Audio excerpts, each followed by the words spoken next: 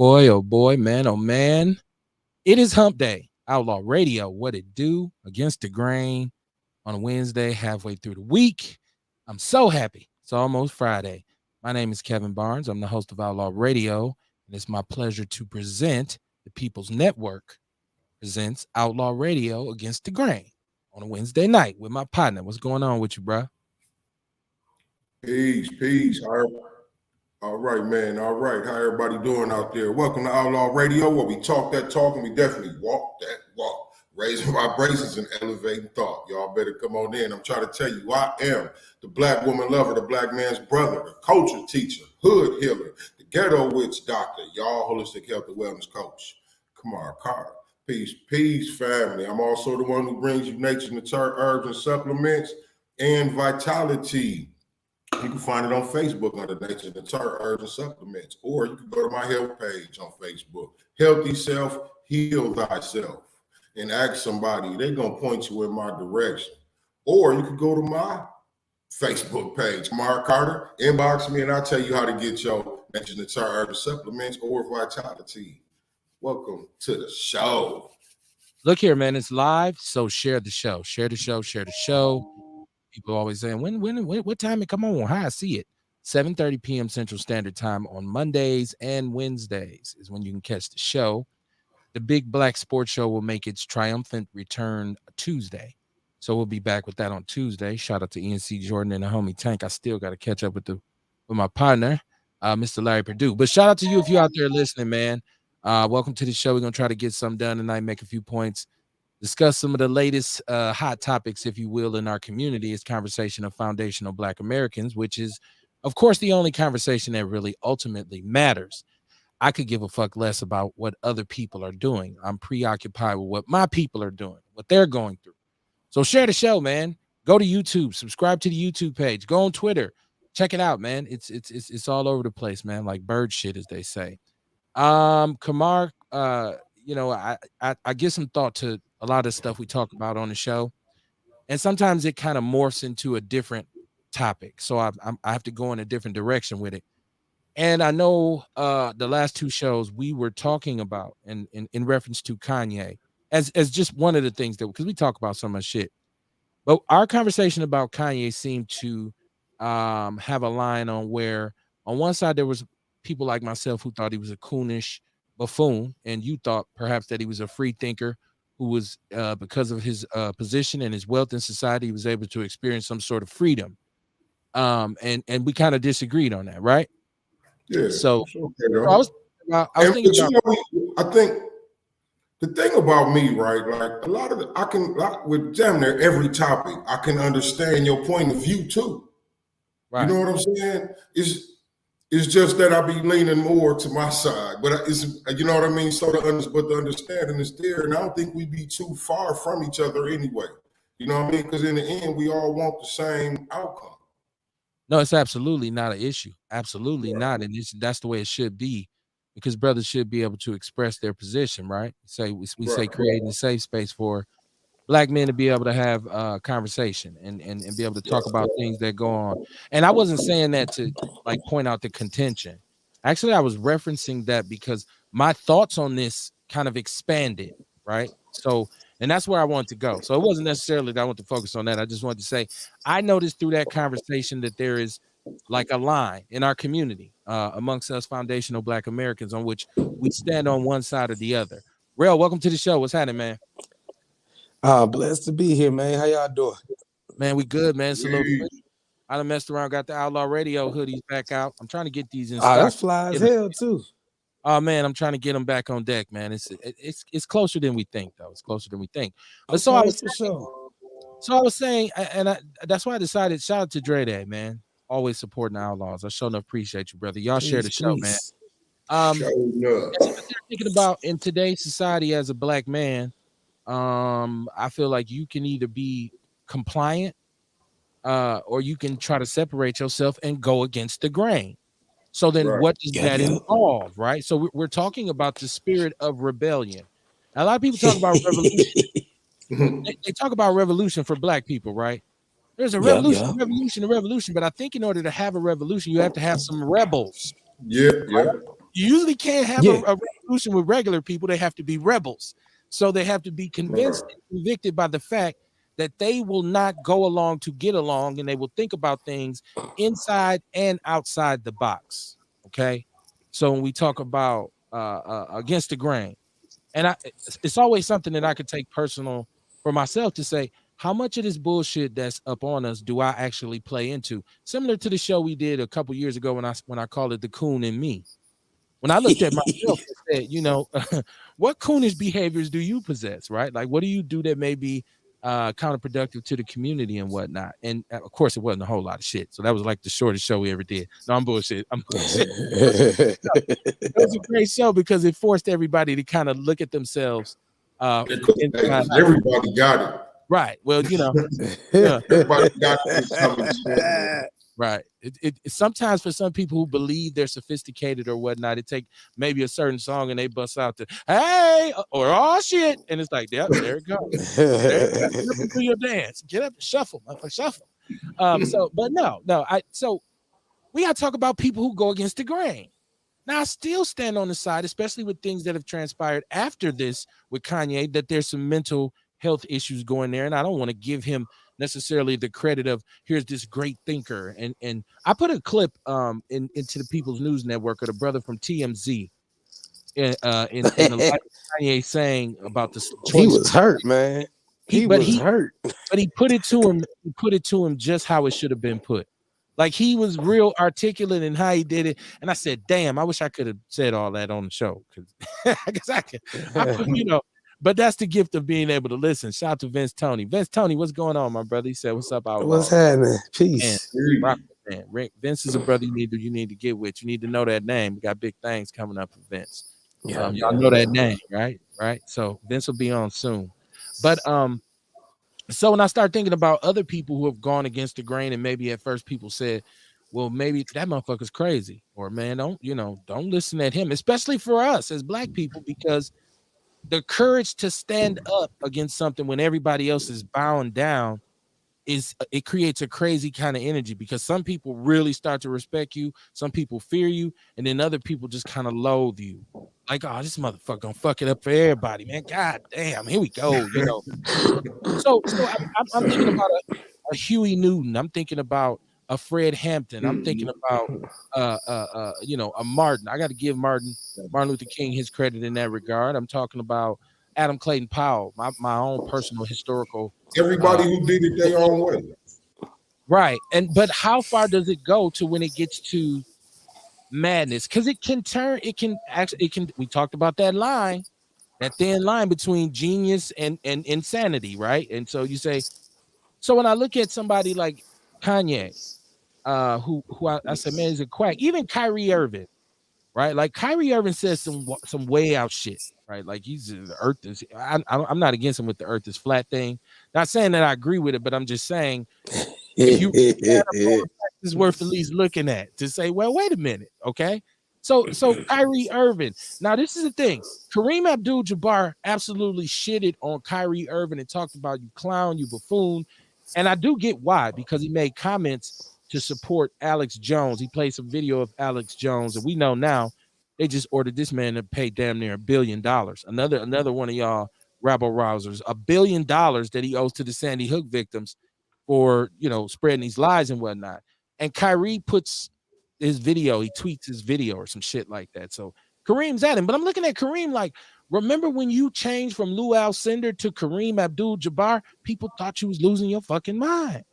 Yeah. What are you doing, Lou? You're gonna fuck your basketball career up, right? The anger that Kareem had for how he had been treated by white people in this country was that serious. Now, if we're talking about Kyrie is a fruit, right? And he's saying kind of stupid shit, but Kareem had an involvement in a Muslim sect in which people lost their lives, mothers and children.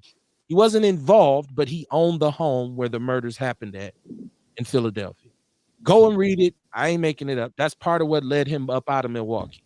For a while, the damn feds was following the Bucks around because they thought Kareem was going to get everybody murked. But he was against the grain. He was saying to black people, nah, we got to stand up. So I was kind of looking at Kareem like, shouldn't you have more empathy for him? And so I started to think, like, am I doing that to Kanye? Because I always been a rabble rouser. I always been a motherfucking yeah. So I said, damn, was you doing that? But then I said, no, you ain't doing that. Kanye crazy than a motherfucker. I felt better about myself. What do y'all think about that against the grain thing, man? Well, right. That's exactly what I was saying. You know what I mean when we talked about it. You know what I mean. Like I give him props because he got the courage to be like, you know what, fuck this shit. I'm going at it. You know what I'm saying? Everybody, different leaders did what they did in their own kind of way. You know what I'm saying? And it's a bunch of people that's gonna call them crazy. I always feel like, you know what? Let these people do what they do. Let everybody do what they do. I really feel like everything that everybody do is supposed to happen. You know what I'm saying? Yeah. Just for the evolvement of, you know what I mean, humanity. Everything is supposed to happen. We're supposed to talk about these different things. We're supposed to talk about the different points of views. You know what I'm saying? So we can start making sense of shit. You know what I mean? We got to talk about the dumb shit that people do. We got to talk about the dope shit that people do and the different views of each. You know what I'm saying? And then we can't forget too, like you said, we talked about the mental health. This is a brother who people say a lot of the time is dealing with mental issues. You know what I mean? Yeah. And so like, it's hard to really come down on a motherfucker. Here's the parallel. At one point be saying something wrong with him, then at another time be saying he crazy. Here's the parallel. Okay. I sat on a panel last night. Shout out to Shay and Kruma out in Denver. Shabaka's Black Experience Enhanced. I was sitting on a panel. And just kind of they were kind of just throwing topics in the air. They had a point to their show. It's on Blog Talk Radio and it's on YouTube. They did have a point where they were talking about warfare on Black people, we're at war, and this kind of thing in the LGBTQ agenda and all the stuff they were talking about. But somebody referenced the fact that Daryl Brooks, was that Waukesha? Was it Waukesha? I get Waukesha and Kenosha mixed up. I ain't fluent on my whiteness. Who ran through the Christmas parade? That's Waukesha. That ran over the people. Yeah. They referenced. I think that was Waukesha. Okay, so correct me if I'm wrong in the chat room. It don't really matter, right? So that's how both of them, anyways. But so they said, well, this brother was, in court. And they doing him wrong, and he's being mistreated by the judge, and he's brave. I'm saying this because Kamar said courage. They said he got enough courage to stand up for himself in court and let this judge know, yada, yada, yada. I said, this motherfucker's batshit crazy. He ran over an old lady. This motherfucker gonna do life. It's all about whether it's gonna be in the penitentiary or in the crazy house. Do they still call it the insane asylum? I'm sorry, I said crazy house, right? I had old parents. But people say that's courage. I said, no, that's not courage.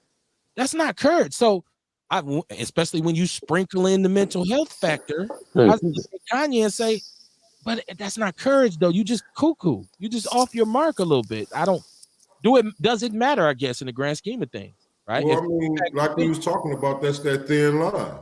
Okay. You know what I mean? That's that thin line. Maybe he went overboard. Like, and I watched some of it, and like, I don't disagree with nobody when they talk about that case. You know what I'm saying? Because I'm like really conflicted with a whole bunch of shit in it. Like on one end, I feel like, you know what, he needs some representation. You know what I mean? But then on the other end, I'm like, you know what, everybody got to walk their own walk out here. And he walking his walk. You know what I'm saying? Hey, he tried to pull the straw man demonstration the other day. Oh, he did? Yeah. Like, Judge, Your Honor, I don't think y'all even had a jurisdiction over me to be trying me or some shit like that, he said, man.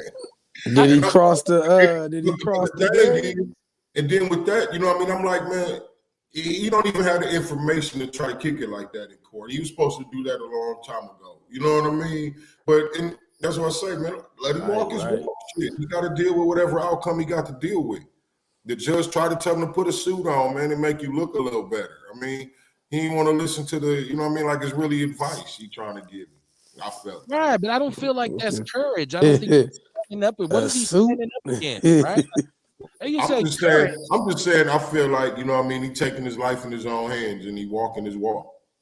You know what I mean? Yeah. I don't know if it's courage because like I say, I really feel like something wrong with him. His mother even said something was wrong with him. So, right. You know what I mean? In that sense, you can't say that that's courage. Right. Well, okay. But I would say some of the things that Kanye said, especially in light of now. Don't get me wrong. I totally understand that he didn't run over old white ladies in the truck yet, right? I know he didn't do that, so I'm not putting that on old Ye. What I'm saying is some of the things he said in terms of the White Lives Matter joint, the whole Trump thing, just a bunch of just the whole slavery is a choice. I know y'all don't see that the same as me. I just think about when you spouting off this kind of fucking foolishness, it is damaging. I think it's damaging to the psyche, to our collective psyche as Black people, foundational Black Americans, because think about it. All we do all day is take in information, right? Everywhere you go is stimuli, right? And it's boom, boom, boom, boom, boom. And as a Black person, you retain a lot, right? And with us, the unique thing about us is we have to really filter it, or it'll become really, really stressful for us. You really got to learn how to filter out all the negative shit you took in during the day, throughout in and out through the community, right? Because if not, you start to just kind of overlook it. You become desensitized to it. So you got to look at each conflict, each interaction, say, man, that shit wasn't cool. That it shouldn't be like that. Let me separate that and then start on working on a way that I won't have to go through that anymore. This is, to me, what is the average foundational Black American's thought process normally is at the end of the day.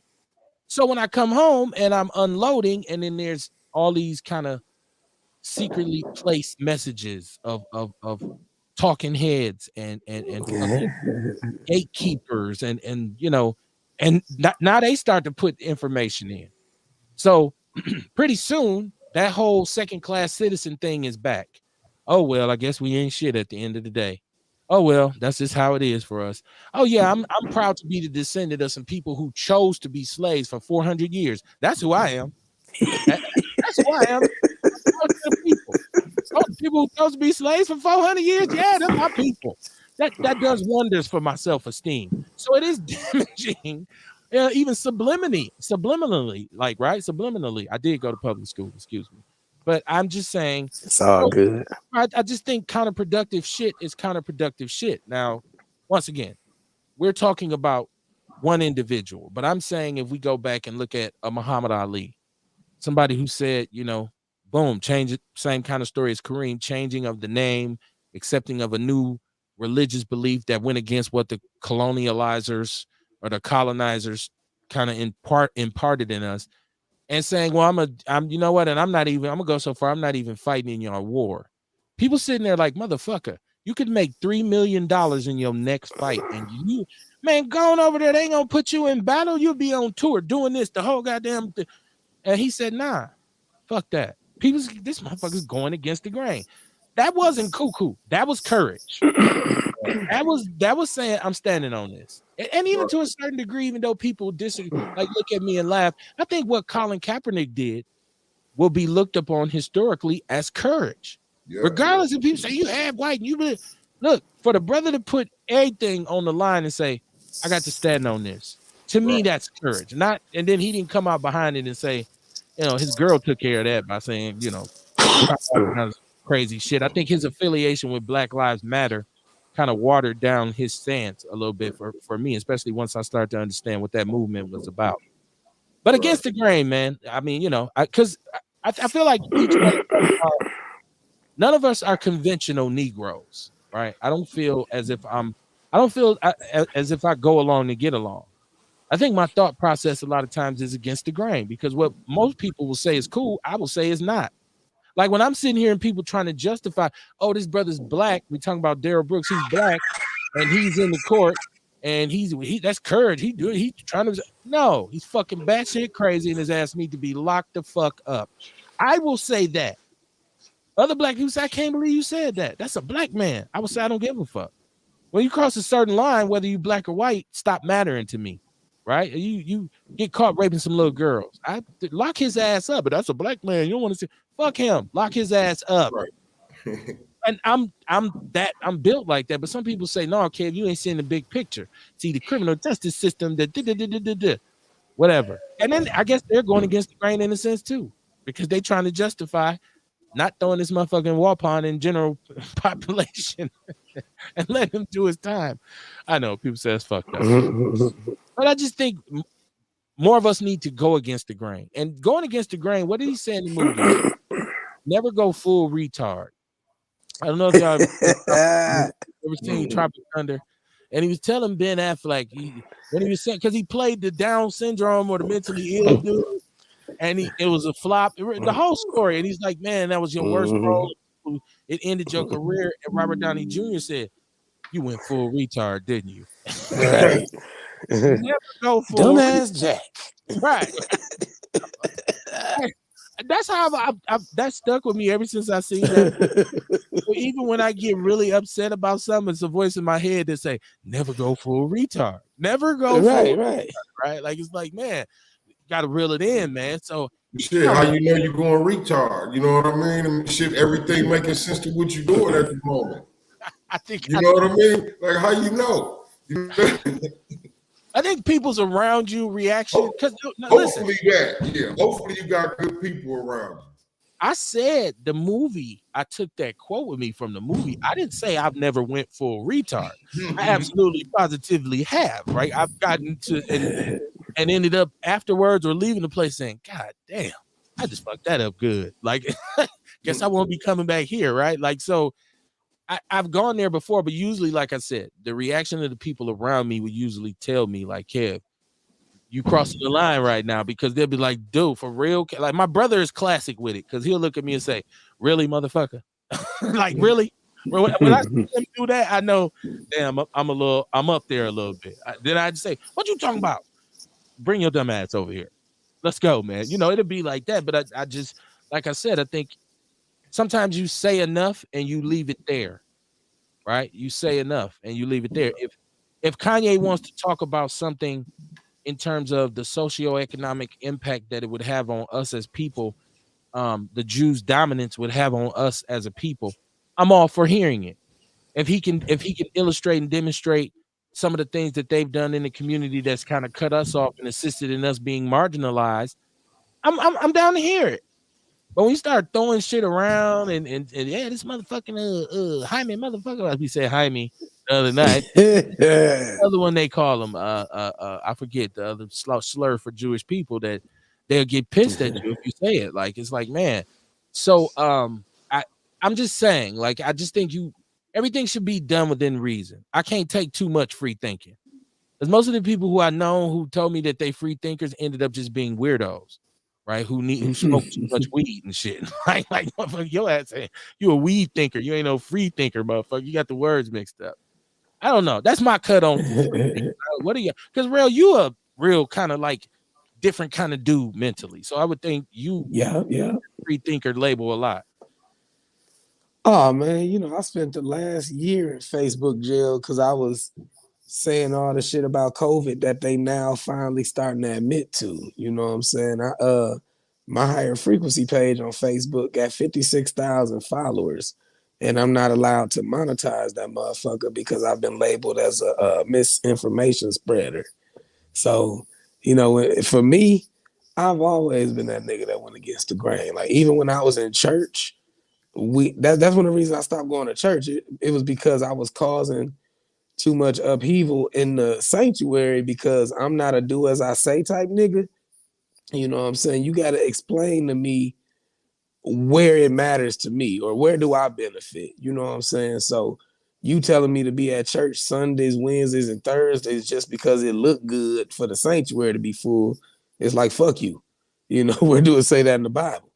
You know, and that's so I've always been that dude. I've always been the dude that used my knowledge and I guess resilience. I was gonna say stubbornness, but use my knowledge and stubbornness to combat wrongful leadership. I have a real issue with leadership that either bullies or a tyrant or try to spin people off their ignorance. So I'll be okay with going against the grain. I mean, just like the other night, you know, they told me to put the blunt down or whatever, and I still stand 10 toes on my shit. Who said you know that? What I'm saying? You know, in the comment when they were saying put the blunt down, slavery wasn't a choice. Oh, you know, it was like, damn, okay. But either way it go, I still stand 10 toes on my shit. I mean, you got to understand, every motherfucker that was ever quoted in the Bible, if you subscribe to them teachings, Every motherfucker that was quoted in the Bible was murdered by the people first. Every fucking prophet was killed by the people just to be quoted as law 100 years later. So you always seem crazy to the ignorant. So I'm okay with that.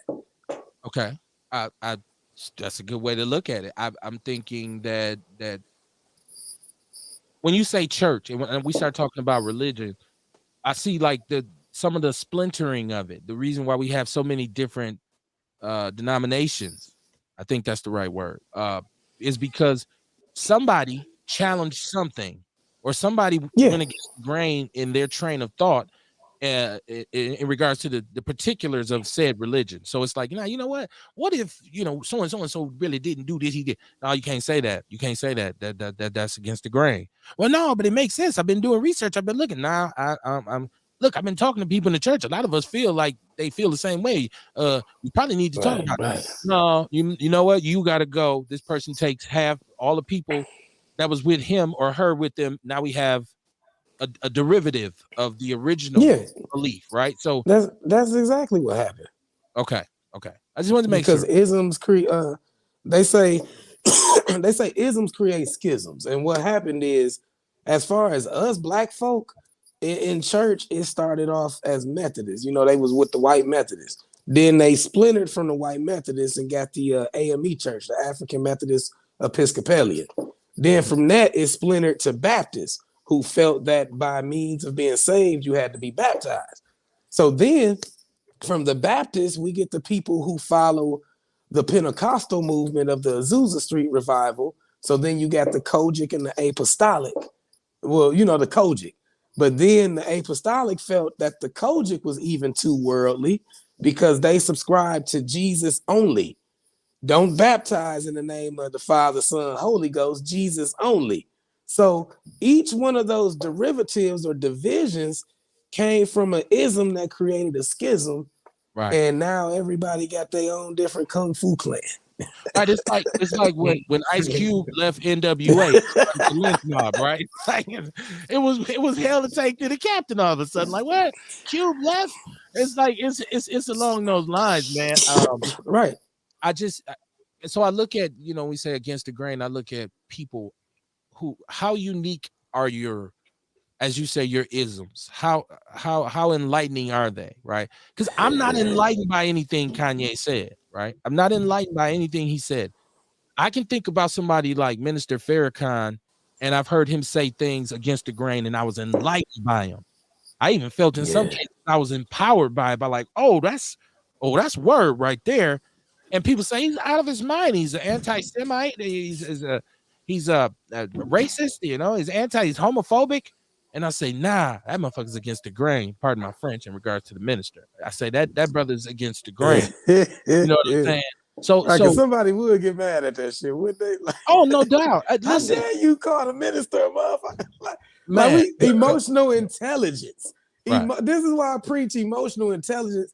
Why do people allow what somebody else say, do, or think to cause them to get their blood pressure up and get all mad and sweating and stressed and shit?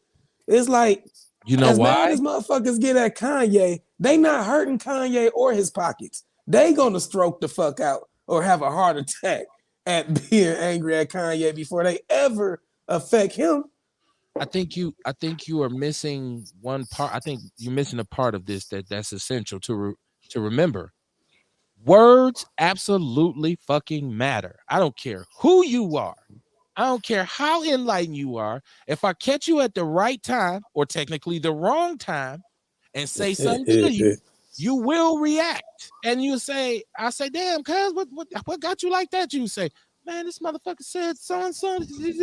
And it's like, oh, listen, I know people gonna say I have a higher threshold. I have more control. I'm more disciplined. I've exercised, like you said, I've done the shadow work. I've done all this kind of stuff. But it's still a point of contingency that you can get to where you find yourself a little bit elevated. Your pulse done increased just a little bit. Your voice, your bass in your voice then kind of trebled up a little bit. And it's because of something that was said. Right. And so we can say, oh, it's just words. Words fucking matter. Words. Listen, what's the saying? conversation rules the nation. That's what my It old school most definitely does. tell me. He said, man, you ain't never got nothing to talk about. Don't you know conversation rule the nation? Because, you know, he was old, he see. So what's happening, Jackie? I don't know. I'm 8. Like, Yeah. you ain't got nothing to talk about. You know, conversation rule the nation. Well, nigga, you know, I still don't know what the fuck you talking about. I'm 8. I just wanted to play Atari. So, but no, words, listen, because how else do you convey messages in the clearest form? You could text, you could email, you could do sign language, you could do whatever you want. Don't nothing ever really matter as much as somebody's word. That's why people tap phones.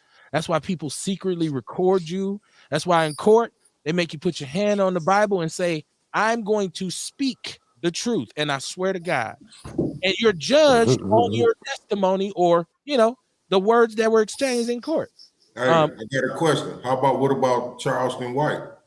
I'm You know what I mean? Somebody was just you know what I mad mean? at He say a bunch of stuff to where the average person ain't gonna pick up on it and they gonna take off and be like, oh, this coon ass motherfucker, coon.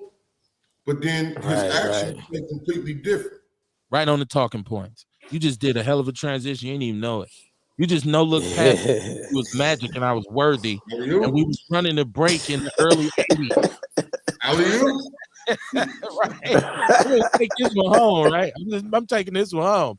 No, Charleston White is the epitome of this right now. The walking that thin line, because you are absolutely correct. Some of the shit he says is crucial and critical. Yeah. And I don't disagree with him. And it can be taken wrong. Some people could, absolutely they could, because they can't get past the how visceral it is. Right. Like people can't really, that's that filter I was talking about. To be able to remove all the bullshit. Come on, remember we did a show called Cuss Words, where we talked about does it lessen the validity of what I'm saying if I use profanity while saying it?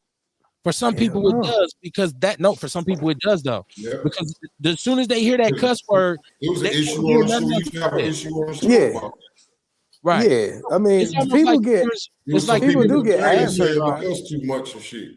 It's like the difference between me saying, excuse me, could you please leave versus get the fuck out. Right? Like it's the same message.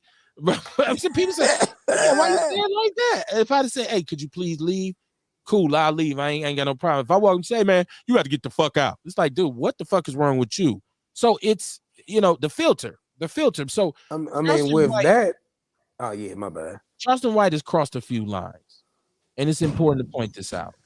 Number one, disrespecting the dead in the Black community. We've foundational Black Americans. We've always frowned upon that.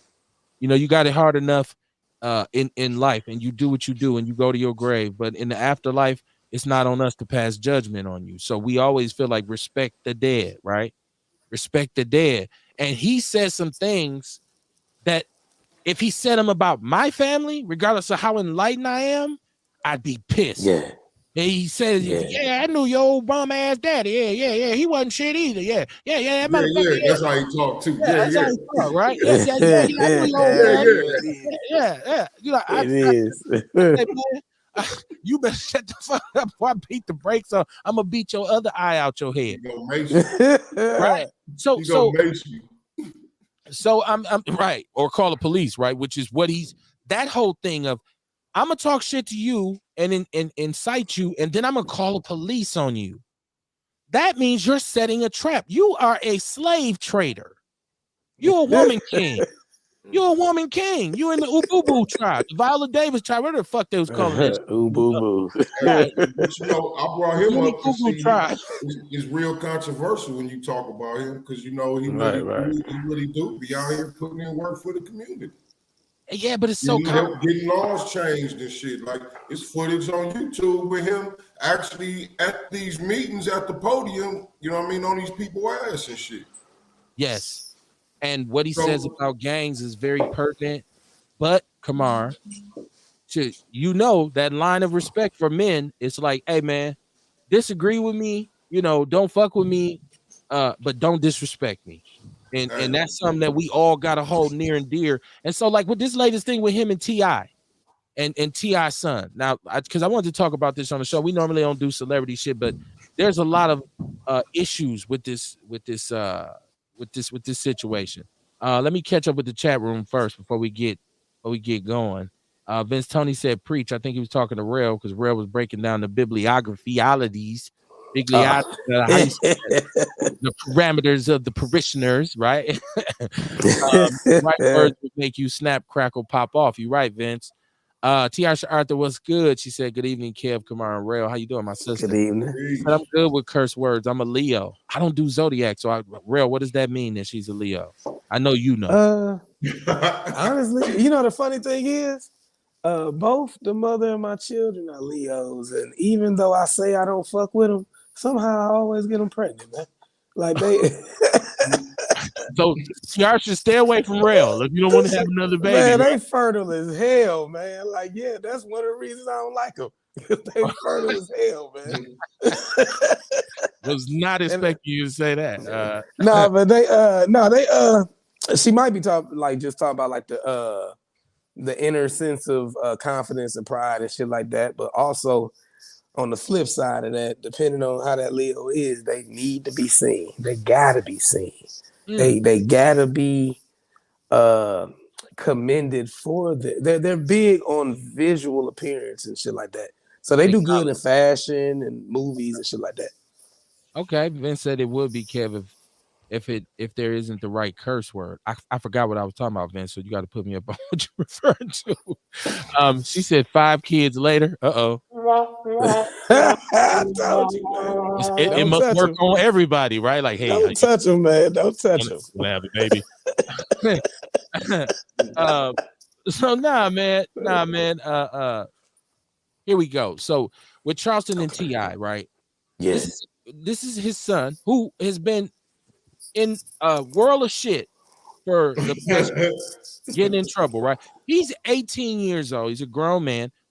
I don't know what this young brother's issue is, and I don't know if he in his mind is like, you know what, you ain't gonna treat me a certain way because my family had money and because my father is this dude, right? And so I'm gonna establish my own masculinity. I think he missed the bus on understanding your father did a lot of stuff so you wouldn't have to do it, right? He made a lot of mistakes so you wouldn't have to. You got the catbird seat. You need to be jumping on this thing, getting your paper right, and talk a little shit on me. Go online and talk a little shit. That's fine. But you actually out in the streets trying to do this. That's one thing. But then Charleston White, he criticizes Lil Boosie and T.I.'s son because they were arrested for some, and I think T.I.'s son been in jail a couple times. The kid responded. We keep calling him a kid. He's 18, but he's still a kid. Technically, you're 18, you a baby. You don't know shit. You think you do. Right. He comes out and says, "You old motherfucker, I whoop your ass," and this has become a circus, right? And it ain't just that. Okay, I get what Charleston White does. It ain't just that he was responding to T.I. That he was funny. He was ribbing T.I. He's talking. Yeah. That little ugly motherfucker. Yeah. Shit that was fucked up. It was hilarious, man. He is, man. He entertaining as hell. But he said, "I'm going to Trayvon Martin your little ass. I'm George Zimmerman, that little bastard. Yeah, I'm gonna set him up. I'm gonna let him get on top of me, and I'm gonna pop him. Bong, bong. You saying you are you're a foundational Black American." Hey, see, I find this shit hilarious. Well, I mean, I might be fucked up in that way, but I find this shit hilarious, man. Like, for you to tell me you're gonna George Zimmerman my son, we got a motherfucking problem. Even if you joking around, I'd be like, "Cuz that shit ain't funny. Fuck you talking about, man." So let's see what Ewok want to chime in on the convo. Ewok, what's good with you, bro? Did I not bring him in? I was fucking up. Hey, what's going on, Mr. Bonds? What's happening with you, bro? Real. Come on, what's happening, man? what up? Hey, man, this Charleston White fool. I call him a fool. I'm a free and a free speaker. He do the same thing that Candace Owens and Kanye do. And they'll sprinkle a little something in to hook you, to make you think that they're talking about something. They'll say something that makes some sense. And they'll get your brain, they get your wheels to turn in a little bit. They sprinkle that little bit of fairy dust and shit to try to trick you. Okay. So bullshit. So Ewok, answer this for me. I heard Charleston White talk about the gangbangers and yeah, you know what I'm saying. Y'all doing this to yourself. But it's ignorant. Right. Ewok, you going in and out. Uh-oh. Did we lose him? Say 4? 4? Can I get a 4? As usual, TR should go ahead and hit me up and say it's your flip phone, Kev. It's my flip phone tonight, right? I gotta take responsibility for that. Let me see if I can get Ewok back on deck. Ewok, call back, man. I think I remedied the issue. Remedied it. Let me see. I agree with T.I. Don't put his son in it. He isn't as old as that Charleston dude. Thank you. But you know what? Hey, look, how about this though? Like, dog go at everybody. It don't matter. I mean, we know it. You know what I'm saying? Like shit, we know he ain't finna do shit to dog's son. Well, you don't know that. This could be a potential situation. The nigga just sprayed Mace. He just sprayed Mace at Soldier Boy. Like he ain't finna do nothing to no motherfucker, man. Hey, where I get cut off at? You know what I'm saying? I get away from the whole device and shit, but I didn't hear nothing. So I don't know where that wasn't on you. That was on me. I didn't hit a button. And I zig when I should have zagged, right? But no, you were talking about, you hear him saying some things in relation to the gangbangers, which is where we could pick up. I think that's a good place to pick up where you left off at. Oh, okay. Well, you heard me talking about him sprinkling this little fairy dust and shit. Then here come the bullshit part, right? Right. Yep. Right. I thought I ended off by saying, man, dude full of shit, man. He need to sit down somewhere. He a character. He just like goddammit, Kanye and Candace Owens, man. You know what I'm saying? They start talking that shit to get you a little bit interested. Like, well, okay, that does make sense. He made some sense. Then here he come with the bullshit. Right. No doubt. That's all, man. Straight up sucker, man. You know what I'm saying? Either you with him or you ain't. Right. The whole thing about I'm going to get you upset and have you come after me and then call the police on you. See, this is what I'm saying. That's what they call it, coercion. And this is like set a trap. This is like what they call throw the rock, hide your hand type shit. And because I hear him talking about what his purpose is to make rappers change their languages. But you know what I like to see him do? Because change their lyrics, because he said the lyrics are so counterproductive. They talking about killing this and killing that and the gang and the crime mentality. I get all that in relation to what's going on in Black America. But you got to go after other sources of negative influence as well. You fucking with the rappers, go after the actual drug dealers that's in the community doing this shit, not the rappers. Go after the cats who's selling fentanyl, who are selling no doubt whatever, and because you won't fuck with them. You know why? Hey, but he do talk shit about them too, though. He talks shit about them. Yeah, on YouTube. You know, what am I do to you? He's a character. I mean, if you all about, you know what I'm saying, you don't like what happened, but and then the same next breath he talk about, well, I got this. I'm gonna hit you with this railroad spike in your eye. I'm gonna do this to you. Yeah. You see this? Man, come on, man. I'm gonna hit you across your head. Bop. I'm gonna bust your goddamn head. You fuck. That's his. He's a step and fetch it. Actually, he's a step and fetch it who speaks. If you look at, he's dancing the jig right now, and I'm gonna tell you why. Because you have to understand that we all are aware of the issues. You want to persecute. I'm against crime. I'm against motherfuckers shooting each other up in the neighborhood. I'm also against the motherfuckers who make it so that those guns can get into the neighborhood. You want to be mad at a drug dealer and don't give a fuck about a Mexican cartel that's moving metric tons of cocaine through the United States. You mad at the nigga on the corner when he get it, right? You ain't mad at you ain't railing on the politicians. I ain't heard you say one politician's name. You talking about Trump and all this shit. You don't even rail on these individuals, these judges, these conservatives, judges in the Supreme Court. You don't rail on them. You talk about he do get at them. That's what I was just talking about. I haven't seen him make no diss video about you gonna fuck them up. Is he on YouTube? He actually at the meetings getting at him. I watch him on YouTube very heavily. I've seen him do some You ain't stuff. You ain't came across none of them videos where motherfucker be done how they video those meetings and shit they do. I done seen videos with him at the podium talking to the motherfuckers, telling them how they ain't shit and all that. You get that? I I haven't seen him make a video and start saying, "Yeah, I'm a Daryl Brooks, your old white No, ass." I ain't never Like seen he no said, video like that. I'm a Man, Trayvon Martin, T.I. I'm son. just I'm He just ain't, referencing the Right. work that Words, he yeah, put in yeah, it for man. the Come on, community. man. no, come on, you right. He does some stuff in the community. I'm not dismissing that, but You know, this that's shit all. he's That's doing, why I said he controversial. You know what I'm saying? he Like, is. It's cause see, he say that shit, then he get a lot of people riled up. You know what I mean? But then it's like he He doing on my some sucker good list. shit in real life. a clown You know what I club, they mean? call it. Clown club. Clown club, nigga. You dancing a jig, man. It's public Yeah, masturbation. he on my sucker list, Right. man. For real, he on my sucker list, man. And he don't throw rocks and hide his hand. He telling everybody he the feds. I'm gonna tell on you. Right. He really wants to put niggas in jail. You know what I'm saying? I'm gonna make this nigga mad. Right. I got the feds sitting right next to me. Yeah, I mean, you gonna go to I got jail him on fucking with me. speed dial. Yeah. I fucked that motherfucker. He on the other line. Yeah, that motherfucker, man. Fuck dude. Yeah. That motherfucker crazy. Yeah. All right, man. All right, he was. Ben Clinton, shout out to Ben Clinton, man, my old school partner. I went to middle school and high school with Ben. Shout out to Ben, man. Shout out to Bell Middle School and King, Rufus King.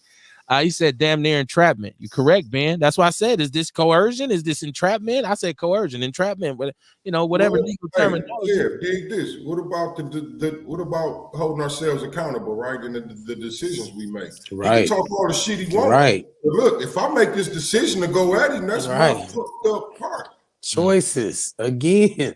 It's like because a nigga say shit. We get caught up in the watching these people, you know what I mean? And we get caught up in our emotions and shit, but really we know better. Like, why do we let ourselves get upset about this and we know better already? Like, talk shit. Okay, is it really worth it for me to go out and say, man? You Peace family is Jazzy. Oh, shout out to Jazzy. You right, I can't see your name, sis. Shout out to Jasmine Tyler, man. Jazz doing big things. Jazz, you got to come back on the show because you got it popping. Lockouts all summer, all kinds of events. You got a whole position with Iverson and his group. Like, we got to get an update on you, Jasmine. You move, you're making moves. We need to keep up with that. I hear you, Kamar. I'm sorry. I seen it was Jazzy, and I was like, oh, I got to shout her out. Tiarsha Arthur. Well, I don't know the name of the video. You know what I mean? Like I say, I'm just, I be laying in my bed watching YouTube and shit. I'll be looking at the things. I don't remember the name of it, but you know what I mean? I just caught a couple of them. You know how you be scrolling through YouTube and videos pop up? Yeah. That's how I caught him. I mean, if you search for him on YouTube, it's gonna be a million videos. You'll find him, you know what I mean? You'll find him or something. Yeah. You'll see his big ass head at the podium. Yeah, one-eyed sucker. Hey, that's how I knew his head looked funny. You know what I mean? I saw one of them type videos. He ain't wearing no hat. Jazzy said he's them people. He's very antagonistic. He moves like people who work for the state. He absolutely does.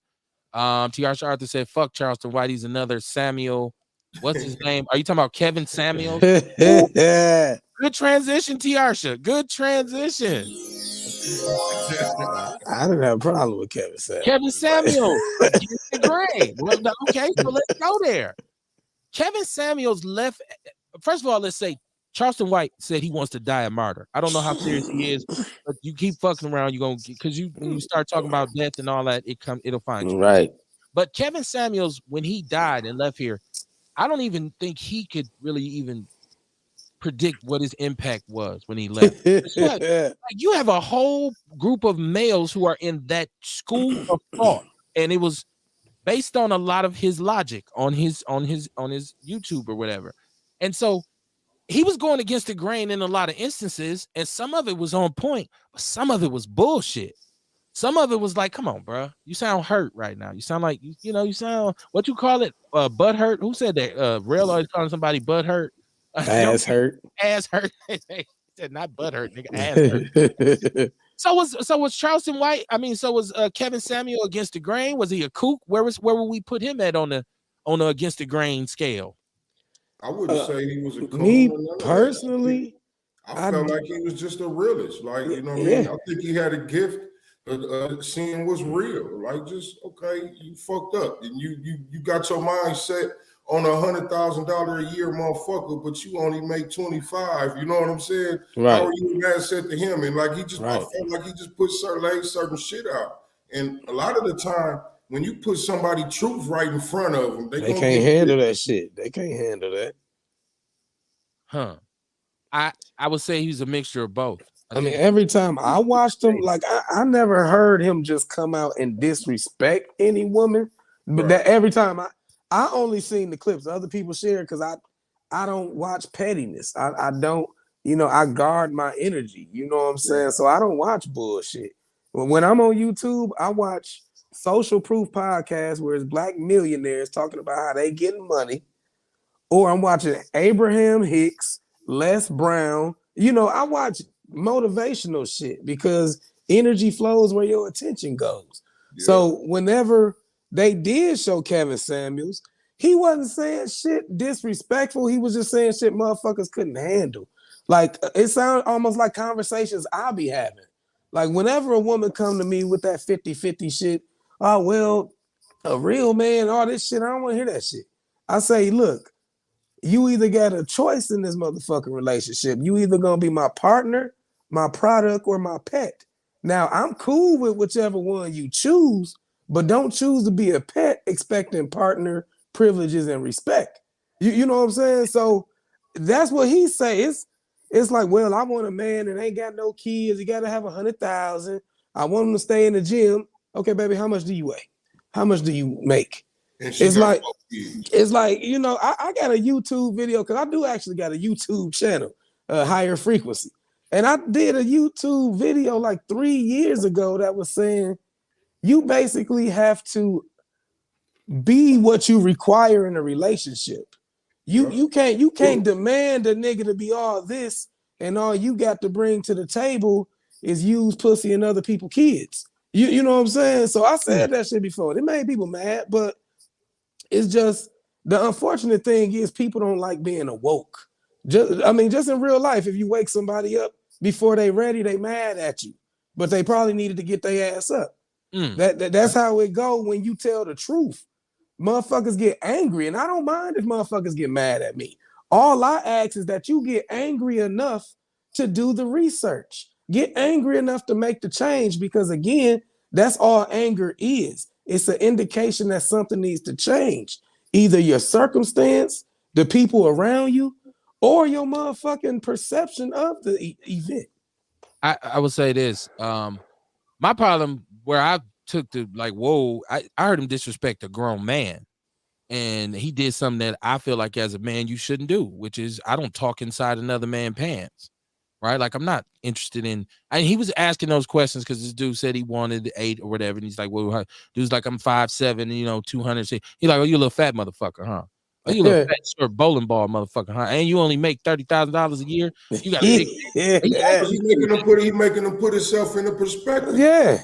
But he says you have a big dick, and dude's like, it's all right. He said, you ain't got no big dick. You got a little dick, you broke, you short, and you fat. I'm like, dude, you didn't have to ask. The man motherfuckers don't like it. He didn't have no respect. Laying down a whole bunch of reasons, a bunch of different shit that you may be able to change or you may not be able to change about yourself. It's just real shit. You got a lot of basic ass people out here having immaculate ass expectations for the partner. You got I've been overweight all my life, man. But I've developed character, I've developed conversation, intelligence, humor. You got fat ass niggas out here going bald, talk about they don't want a bitch with a tummy. You know what I'm saying? So it's like, no, motherfucker, realize Carl fucking Winslow. You can't be having no fucking Pam Grier looking like Carl Winslow unless you got that bread. When you got, you know what I'm saying? You have to bring something to the table. Like, I've always had bad motherfuckers because I've always had money. I can't say it's my look. Shit may not be real. You got to be careful because what you're looking for may not be real, and the shit ain't gonna work out no goddamn way. Right. I would say this. I think that number one, there's a way to do things without being disrespectful, and I don't think you have to really be antagonist. I don't think you have to irritate somebody to help them. No, you don't. I think there's a way that you can. Now, don't get me wrong. And sell tickets like a motherfucker because people were actually lined up to receive this treatment. It's like, they get on there and talk. But I'm saying, when you start talking about, I want to help people. I want to help people. You say, right. I don't have to tell you when you walk into my office, yeah, motherfucker, you broke as fuck. That's why you struggling your ass, bro. You uneducated son of a bitch. I ain't gotta say that to them. All I really have to say to them is, okay, tell me about your life. And then we can summarize every issue. So, okay, so you have issues with, this or that, or you dealing with this or that. And I feel like people, it probably won't make as many for much TV. Well, Dr. Phil proved that wrong because that's basically what he did. He bring you Eliana Van Zandt or what I never could say her name. Eliana. I can't say her name, but see, that's what they would do. They would bring you on. You would obviously be a person who had issues and problems, and they would sit you down and say, let's talk about this and let's get to the bottom of it, as opposed to, yeah, motherfucker, your ass a 3. Get your ugly ass out of here. Don't nobody want you. It's like, damn, you just but it gotta be different flavors for different people. That's why, like me, I still consider myself a minister or a preacher. I'm just a preacher for motherfuckers who can take cussing, who can take shit like that, because I'm still gonna bring a word. I'm still gonna drop knowledge. I'm still moving out of love to see my people elevated. But there's different personalities for different things. You know what I'm saying? And there's different ways to go about different things. Hey, and he may have gotten results. You know what I'm saying? He may have gotten results. Wasn't he really a counselor or something like that? But he may have gotten results with his thing. You know what I mean? So I don't think we can knock it. I mean, because see, different religions help different people. It's good for some and it's not good for others. I mean, you know what I mean? It's different ways to help people. If I got a certain way to help somebody and it's making ends meet, shit, that's how I got to work. I don't think Kevin Samuels, what he did left us in a better place in terms of our relationships. I don't think that the thing that helps us repair the nature of the black family will be something based on Kevin Samuels' ideology. I think it's impactful because it was controversial and people it's sensationalized, I should say. But I don't see it as something long term where you can say, and there's a social theory built off. And I could be wrong. This is just my perspective. I don't personally see now where we're in a better place as black men and women in terms of relating to each other because of something Kevin Samuels did. I don't see that. Well, I don't think there's nobody in history where we could say that about, really. Well, I believe not one person. Not one person. I think Minister Farrakhan has said some insightful things about the nature of. But are we better? You know what I mean, as a whole, because of what he said or did? I would think there's a whole nation of Islam that would say because of his teachings, we're more enlightened and our family structure is stronger. Right. And that's why I said, you know what I mean, it works for some and it works for others. Some people gonna take the message and some people can't get beyond the package. You know what I'm saying? But that's always, man. Christians, like a lot of Christians, they wouldn't be able to go to the mosque and get the full effect. You know what I mean? Because their mindset is different. They can't get the teaching that way. They got to go to church to get their teaching. I would say it depends on where that Christian was at in their walk, because I know plenty Christians. Yeah. As a matter of fact, a minister came here and spoke at a Baptist church. And with a church full of black folks, and I was there. It was dope. Because ultimately, that message can be given without being irritable. Like, was you at that church when he gave that message? No. I was at the church, and he did hop on niggas' ass. Okay. He hopped on niggas' ass to the point where I was looking around like, "Who? I'm glad I ain't the motherfucker he talking." He was like, he said, "Brothers, it is what he called it." You know, he got them big ass. Well, it is diabolical for you to come in here all clean and your wife and your children are dirty. He was like, we ain't looking at you as a man. We looking at your kids being dirty. So he was hopping on people's ass. I can take that over. Yeah, you bum ass niggas and you dirty. Oh, yeah, he still like, talk with dignity and shit like that. You know what I'm saying? Like, damn, minister. He was hopping on people's ass. I mean, he said unfortunately, sometimes no matter how the truth is delivered, it's gonna make somebody ass hurt because truth always demands action, and most motherfuckers don't want to put in any work. So like that. Yeah. I'm sorry. Go ahead, Real. I got a bad habit of doing that. Go ahead. No, it's all good. I was gonna say, just like I try to use me for example. Like I said, I've been fat all my life.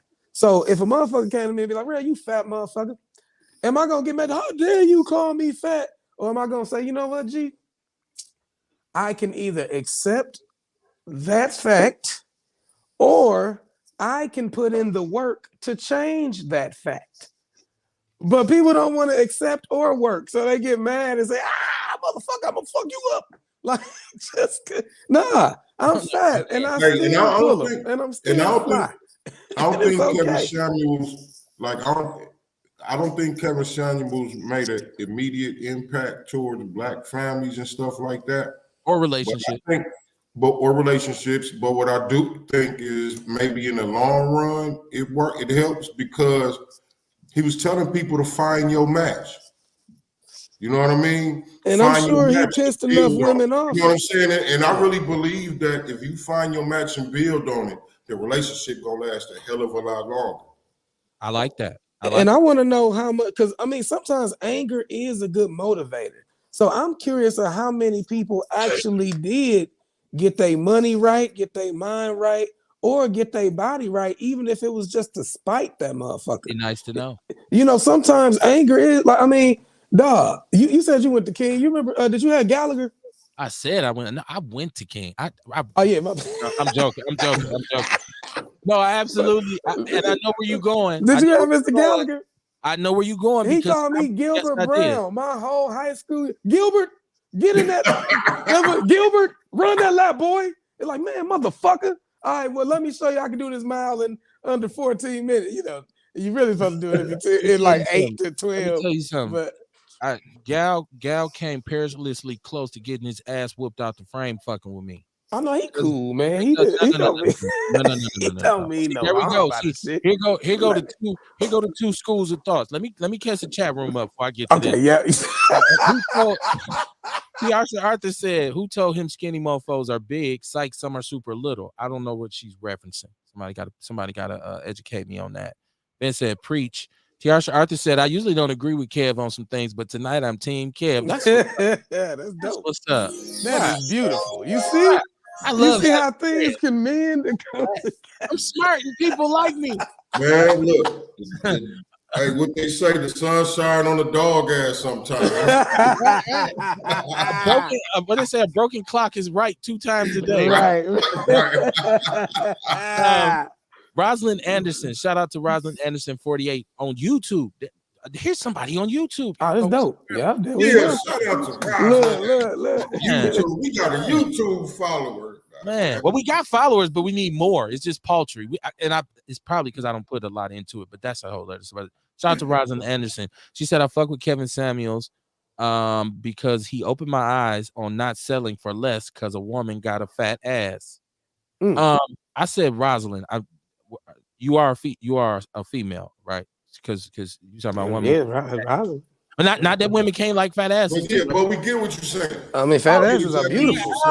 Shit. It's Deion James. It's Deion James. Okay, thank you. Okay. Right. No. Oh, he said he in Facebook. Yeah. They get us all, man. Okay, they get us all. I just didn't know. I'm like, well, I don't want to. I mean, the fat ass can be admired by all sexes. I mean, but hold on.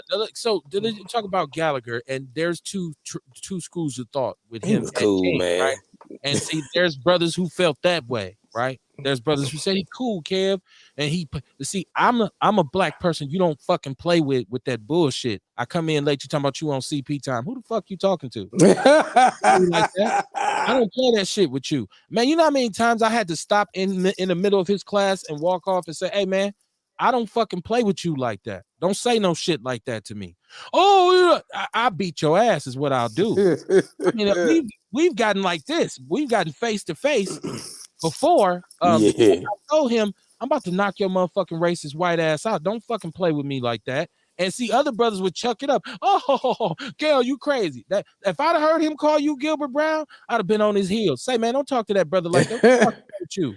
Man, fuck you, Gal. You know, you just say your shit back and keep it moving. Gal, lucky. I was riding with some family one time in the neighborhood, and he was going to his deuce because he had a nice deuce in the quarter. And I had some family members, and I had some family members say, "We like that car," and I said, "Man, listen, woo." And my cousin said, "Oh, for real? Get out. We finna go around the corner. We finna get that deuce." I stopped him and said, "Nah, man, don't do that shit to that old white man. Because first of all, I got to go to school tomorrow, but it ain't that serious." But my cousin was dead ass. Like, I want the car anyways. Now you just giving me incentives. Right now, you gave me a reason. He never knew how close he came. The next day when I seen him and he talked shit to me, I'm looking at him like, man, you just don't know. Now I will say this: he's old now. He's very old. He's retired. I did see him in a pick and save, and we was mortal enemies. It was so bad when I was teaching for NPS. I took a sub gig and went to King as a sub, and we got to argue in there. We spent the night in the office because I don't fucking play around with old white men and they jokes and shit. I don't do that shit. So my point is, he came up to me. I had my son with me. He's old. I could have just thumped him. And he put his hand out. And I said, you know what? All right. How you doing? How you doing? How you doing? I said, yeah, I'm good, Gal. Just keep it at that and keep moving. We ain't gonna be partners. I'm gonna give you a pass because you super geriatric. But my sense of humor, I don't joke around with white men because they go too far. Right? I feel you. Our bro, Scott will go so far. I had to tell him, hey man, freeze that bullshit. I'm not tolerating that. So, and I always felt like dudes who was always laughing and grinning and oh gal, like you coon ass niggas. Because he wouldn't be doing this shit if more brothers said, nah, man, don't talk. What the fuck you tell man? You go on with that shit. I think he married a black woman and all kinds of shit. Yeah. He was into black chicks, man. You know. Yeah, he left his wife for a black woman. A lot of white men into black chicks. Right. We putting all this business out here, but fuck it. Yeah, we don't want. Yeah, it is what it is. It's great, man. It's Outlaw Radio. It's Wednesday night. Somebody gonna go get him and shit. Right. He too old. Somebody else heard about Gal too, and now they done re-trigger. Where that motherfucker at? Right. Somebody who went to King with us and said, I hated that motherfucker too. Or somebody saying that was my guy. Because I've heard that. Like, yeah, fuck you and him. But no. Shit. 262-202-5131. Chat room on deck. YouTube on deck. Twitter's on deck. So you got a way to see the show. We're talking about Against the Grain tonight. We're talking about people who speak up and speak out. And a lot of times they get ostracized. And I do understand that the media and the powers that be have a lot to do with that because of Marcus Garvey all the time and what happened with him and the intentional plot by the government to make sure he had no appeal to intellectual Black Americans. And they wanted W.E.B. Du Bois to be kind of like the instrument and the tool that he did do it, which kind of made me, because I used to think dude was a great Black thinker too, and like first Black man with a PhD and helped set up the NAACP, and then I found out he was a tool. But the NAACP wasn't shit. Like, I mean, exactly. Until you know better, right? Rail, until you find out. This is what I'm saying. Like, the unfortunate thing is, again, because the media is ran by who it's ran by, and if they don't do shit else, they do observations and experiment. You know what I'm saying? Like, they do their homework to understand how shit works. So they've mastered propaganda. And one of the gifts and curses about us is that we're such a passionate people that a lot of times we're spent in order to harness our feelings and outrage as a weapon. You know what I'm saying? Like, I'm looking forward to hearing this girl documentary of how that Black Lives Matter money was spent, because motherfuckers was like mad. Like, I never talked down on the shit, but people was trying to get me to change my profile and all that shit. And like I said before, where somebody was like, well, it ain't a slogan, but that's just how I felt. Right. My existence ain't a slogan. And if I have to, as a living, thinking father and son, tell another motherfucker my life exists, we beyond discussion, and I'd rather use that breath to bust your head. So I'm not going to, hey, man, I'm a man. Like, I mean, no disrespect to the people who said it in the past. I'm a man. I ain't about to tell nobody I'm a motherfucking man. Just don't threaten this man's life. You gonna say something for you bust him? Yeah, you fucked up. Black people gotta have one line. Yeah. You done fucked around and found out. Like right. Black you people, usually say it after you done knocked them out or something, because you don't want to say the shit. Then get your ass whooped. I'm like that. And then you got the right one, and then you on the ground like right. So you like save it. We all think our life is a movie or video anyway. Right. Black people just know they think their life is a video. Right. Like it's about to go slow motion.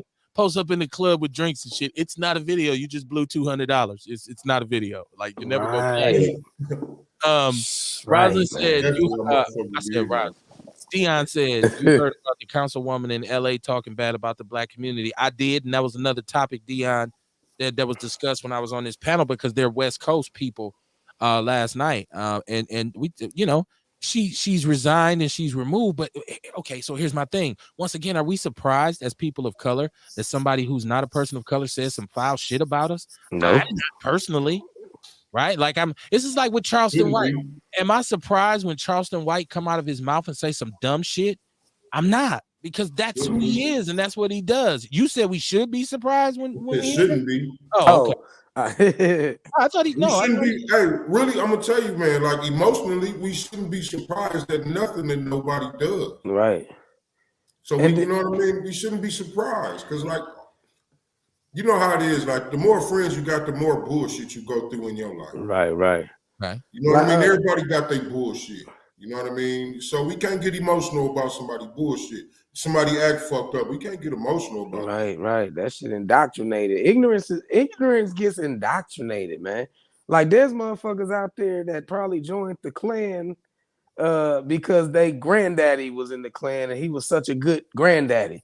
You know, like they be indoctrinated into that bullshit. Like, even like, okay, when I went to UWM, I legit met white people that never interacted with black people outside of seeing them on the TV. Absolutely. Kewaskum. I don't even know where the fuck Kewaskum at, man.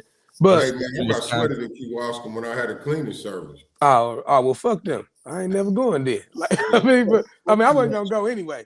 But I mean, even when she was like, I said, you ain't never met no black people, because she used to like me and shit. And I was like, nah, baby, I don't get down like that.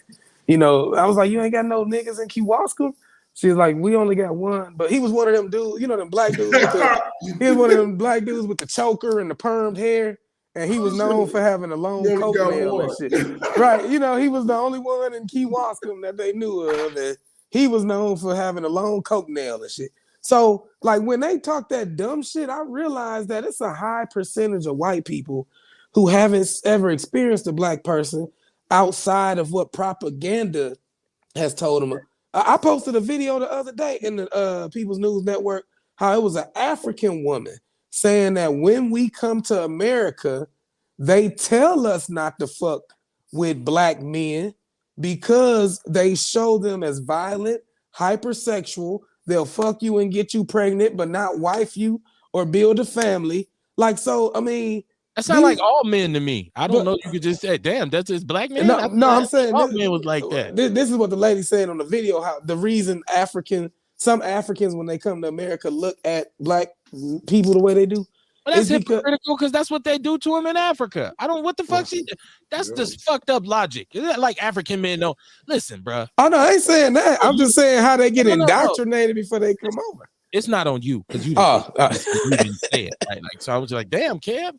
I'm saying that's the shit I've ever heard. Because what I would have told her is, listen, there's African men who got multiple village full of kids, and they're one of them.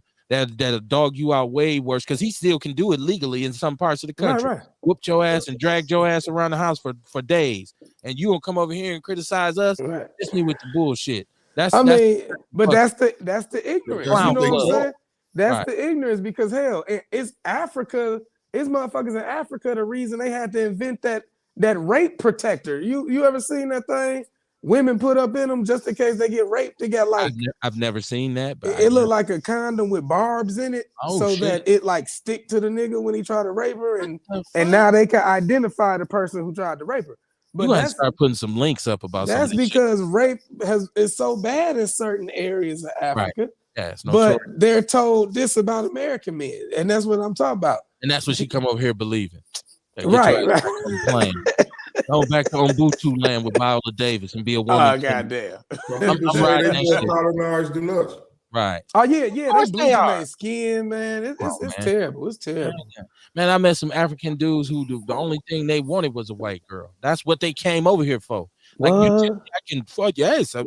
Yeah, please. Yeah, that ass, the African woman. Hey, when I used to, I remember a few years ago, I went to that African fest over there. They used to be over there in Brown Deer. I don't know if they still do it, but you know what I mean? I was tripping off of that. Like, damn it, every African man had a white woman with a bunch of mixed kids running around the festival.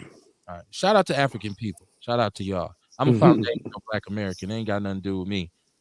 He said this is Dion. He said the thing that bothers me is our people be fighting for the rights of Latino people. Well, I think a lot of people will be surprised to know that if you're not talking about Puerto Ricans or maybe Dominicans, when you start talking about Mexicans and Spanish people, they don't like Black people. It's Mexicans really have issues. If you go out west, they have some real serious issues in the penitentiaries. Mexicans and Black, the brothers, that's one of the biggest clashes. Mexicans got on boots. You ever see that? Because Mexicans have solidarity, and they Well, look in the at us. penitentiary, it's like that with all races, though. Like all races stick together in the penitentiary. Right, but I'm just saying that we have issues. But it is like that here. Like all over. at my old job, man, at my old job, the Mexicans used to act like they was the white people. Right, they ain't fucking with you. What they call us, Pinchy Maete. They're not fucking with you, right? So yeah, my partner, shout out to West Side Zeladon. I hope he's listening. He's from South Central Los Angeles, and he always talks about the fact because he's Nicaraguan, but he grew up in Black neighborhoods, and he always hung around all the brothers. So he had problems with the Mexicans. They like, why you hanging with them, Maetes or whatever. So he talks about that all the time. Dion said he's coming through Walpond right now. Be careful. Keep going, right? Damn. Don't stop. Yeah, keep going. Where you going? He said the media destroys our image, but it's a lot of us that practice that people of color and fight for everyone else's rights. But when it comes to us, no one stands with us. Absolutely. And that's what I always be saying. I'm not worried about other people. When people say, well, Kevin, don't you understand other people go through racism? I say I do, but I'm not worried about their shit. I'm worried about ours. I can't focus on theirs. That's like me having a fucked up house and I'm leaving mine to go help somebody fix theirs. I need to fix my own shit. Well, when I'm done, I'll come over there and help you. But right now, I got fucking roaches and shit in my house. And so, yeah, absolutely. We'll go to, it's just like, there's some people here who, when you say something anti-Black, like when Kanye, believe it or not, to me, the White Lives Matter shirt was an anti-Black sentiment. And I think it was counter to all of the pro-Black sentiment. So all of those of us who say, well, we want to be united, we want to be one nation under a groove, we want foundational Black Americans to be solidified, our position to be empowered. You got a group of Black people that say, I don't see color. I don't think it matters. And usually they got mixed kids or they married to a white woman, right? And so you look at Kanye, and he has children by a white woman. He's driven crazy by the Kardashian lady, who, by the way, was caught on the tape calling Whitney Houston a crackhead and all that shit back in the days, but that's a different story. Candace Owens leaked that, coincidentally. And she coming with this documentary. I'm curious than the motherfuckers. Yeah, it's a lot to it with Kanye. So I think we can give him credit and say he is against the grain, because I think he deserves that title, if nothing else. He is against the grain. But to what extent? And he always do speak on, though, like he want people to think for themselves. Right. You know what I'm saying? And that's kind of what he doing, man, how he living his life. Yeah, but sometimes you can convince yourself of the wrong shit too. And I think people need to understand that when you say, I do what I want to do. Yeah, but you out here, I'm sure Donald thought he was doing whatever he wanted to do. If it's what you truly believe, you know what I mean? Right. Like, at what point do you know that? Like, Kev, like right now, we on the show talking about what we believe and what we think. You know what I mean? We don't know if we right or wrong about a lot of this shit. We just saying what we feel when we going with what we feel or what we know at the moment. I know some of my opinions can be damaging to the masses. I know that if I get on this platform and if I dig deep into my soul and grab the deepest, most darkest sentiments and spew them out, it can be damaging. I could say that's just how I feel. That's the way I look at it. And it ain't about, I'm going to keep it real. You got to understand that the truth, your truth only goes so far, which means once it comes out your mouth and into the world, it could potentially become toxic. As long as it's inside you, it's cool. But when you get to the point where like we should speak what we believe. Right. I don't think ultimately, like, because I'm gonna tell you why I feel like that. I feel like that because, like we said, words are energy, right? Our words create energy, it's vibrations. So if I'm speaking what I want and what I believe out into the world, I feel like I'm helping create a world that I want my child to grow up in. You know what I mean? Now, whether or not that's good for somebody else's family, I don't know. but I'm creating a world that I feel like, you know what I mean? And I ain't saying that this is what's going on with Kanye or anybody else. I'm just saying, like, this is why I feel like it's important for us to speak what we believe. Yeah, I just think certain shit shouldn't be said. Just out of Yeah, you're basic right too, though. But you're right human, too. But that's what I say. At what point do we know it ain't right? You know what I basic, mean? basic human decency, because we all have a shred of basic human decency, right? Unless you totally of what the old folks call a reprobated mind, Yeah, right? reprobate. Right. My wife always said, "Why you say it like that?" I'm like, "But that's how them old They Christians, done blasphemed the Holy right? Spirit. They mind done went reprobate. Reprobated." Uh, Leon said black people were crying and pleading that the Mexicans were dying across the border. They came here on their own accord. We were brought here in chains. Well, that's why they still have solidarity. That's why they can still come Right. over here and establish a foothold, because their entrance into this country was different from ours. And I've even heard some people say they don't respect us because they say we fought America. When they came, they might have took Texas and California and the whole West Coast from us, but we fought them motherfuckers. Right, they was here. How they cross the border? They on the court Well, because they got when kicked they out and then they had to come back in. that's like saying you Welcome back came to your home after house. I kicked you out. Oh well, Yeah. you coming for this ass whooping then. They was in Cali, New Mexico. Right. All that shit was Arizona, there. yeah, Southwest. Yeah. I But mean, we was also there with them as the Omex. Like the Mexicans they got nigga in them. Like, I mean, they look the way they do now because, again, white people, the Spaniards came, mingled in and fucked all that shit up, and then you get Zorro. But otherwise, there's a current, there's a current that brought Africans, like they don't got a pedal, sail, paddle, nothing. There's a current that go from West Africa to the Gulf of Mexico and the Caribbean. So they always were here trading.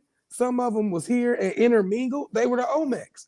So like even that us against them brown and black shit, like that be the thing, man. With me, I'm about who trying to get money, who trying to get freedom. I don't give a fuck how you look, what you know, who trying to get money, who trying to help me get sovereign. I think you got to remember this too. You can say, because I don't think there's anywhere Africans on this planet Africans didn't touch except for Europe, right? And no, we was there too. We was in Ireland. Well, I'm saying in terms of they came out, they stayed white. I know the Moors was there and all this kind of stuff, but I'm saying we didn't. You don't see, ain't no such thing as a dark skinned white person, right? Unless you're Sicilian. They call them Turkish. They call them Turkey, man. So I'm talking about England, Europeans, like Germans and French, and like they kept their whiteness intact. Now, yeah, wrong. I know some debarges along the way. I'm just saying, right. As they met each other in that, as they moved north from Africa and south from Europe, as Africans went through the islands and all that, they left their mark. But where do these little curly head ass kids come from? Well, this is new us. But Mexicans, by and large, are descendants of South America. So there's an Indian thing, for they are the true Indians. That's what they really lean on more so in terms of ancestry than any African influences. Puerto Ricans are different. They'll say, no, shit, we know. I mean, come on, we know. You look at a Puerto Rican person, and some of their cultures is so parallel ours. They all know, but they've been taught to hate that shit. Like, you ever seen that video of the Dominican grandmother who was fighting her daughter about giving her granddaughter the black baby doll? The grandmama kept snatching the black baby, black as hell, dark as hell, because Dominican's dark anyway. Well, not all of them, but anyway. She was black as hell, pulling the dark-skinned baby out the girl's hand and kept giving her the blonde hair, blue eye, because that self-hate is real and it's subconscious and it's generational. So they all are black, but again, motherfuckers been taught to hate themselves just like a lot of us. Okay, so we talked about Against the Grain. By the way, it's Outlaw Radio. Against the Grain. We are talking about who's a free thinker and who's plumb fucking crazy, right? Like who should we be listening to and respecting because of their out of the box thinking or abstract thinking versus somebody you say that motherfucker need an SSI check. Now, we talked about Rail's kind of ascension from the church and the elevation of his beliefs, which caused him to separate from official religious titles and this kind of thing. But I want to talk to Kamar, amongst your homeboys, amongst your partners, your neighborhood, your transition, when you started to go against the grain and start to say, now I know your whole thing is different when you talk to them. So Man, look, are you looked at upon man, as like motherfuckers Mars thought I against was the grain, or is he crazy as fuck? all that. It was Okay. a bunch of shit. Motherfuckers thought I was getting married. They thought all type of shit, man. You know what I mean? They thought I was crazy. You know what I mean? Like, I don't know what's going on with him. He stopped eating meat. He stopped coming out with us, stopped drinking with us, and all that type of shit, man. And, you know, yeah, man, I got a lot of flack for that. But, you know, the thing was, I just stayed consistent at what I was doing. Yeah. And now when I look up, I'm starting to see different homies like, hold on, man. Right. You know what I mean? Tell me man, a little more about that vegan yeah, let me shit, get some of man. that sea moss, man. What kind of tea should I get for this cough? Yeah, they calling me, asking me like, what should I do in this situation? Yeah. Type shit. You know what I'm saying? Because I always, when I talk to them, I talk about decisions. You know what I mean? Right. So, like, man, you ever need some help, call me. You know what I mean? So now I'm even starting to get calls about that, where motherfuckers is really inquiring, like, dog, I don't know what to do. This was Right. going on at the crib, me and my woman, man, and you know what I'm saying? And we really get it in now. So they respect it. Right. It'll turn into respect. You know what I'm saying? And admiration. I know for sure 7 years ago when I said to a lot of my partners, dog, I'm finna start my own radio show. I said, what station you gonna be on? I'm not gonna be on the station. I'm gonna be on the internet. You be on the internet. The fuck is Kev talking about, right? Kev done finally lost it, right?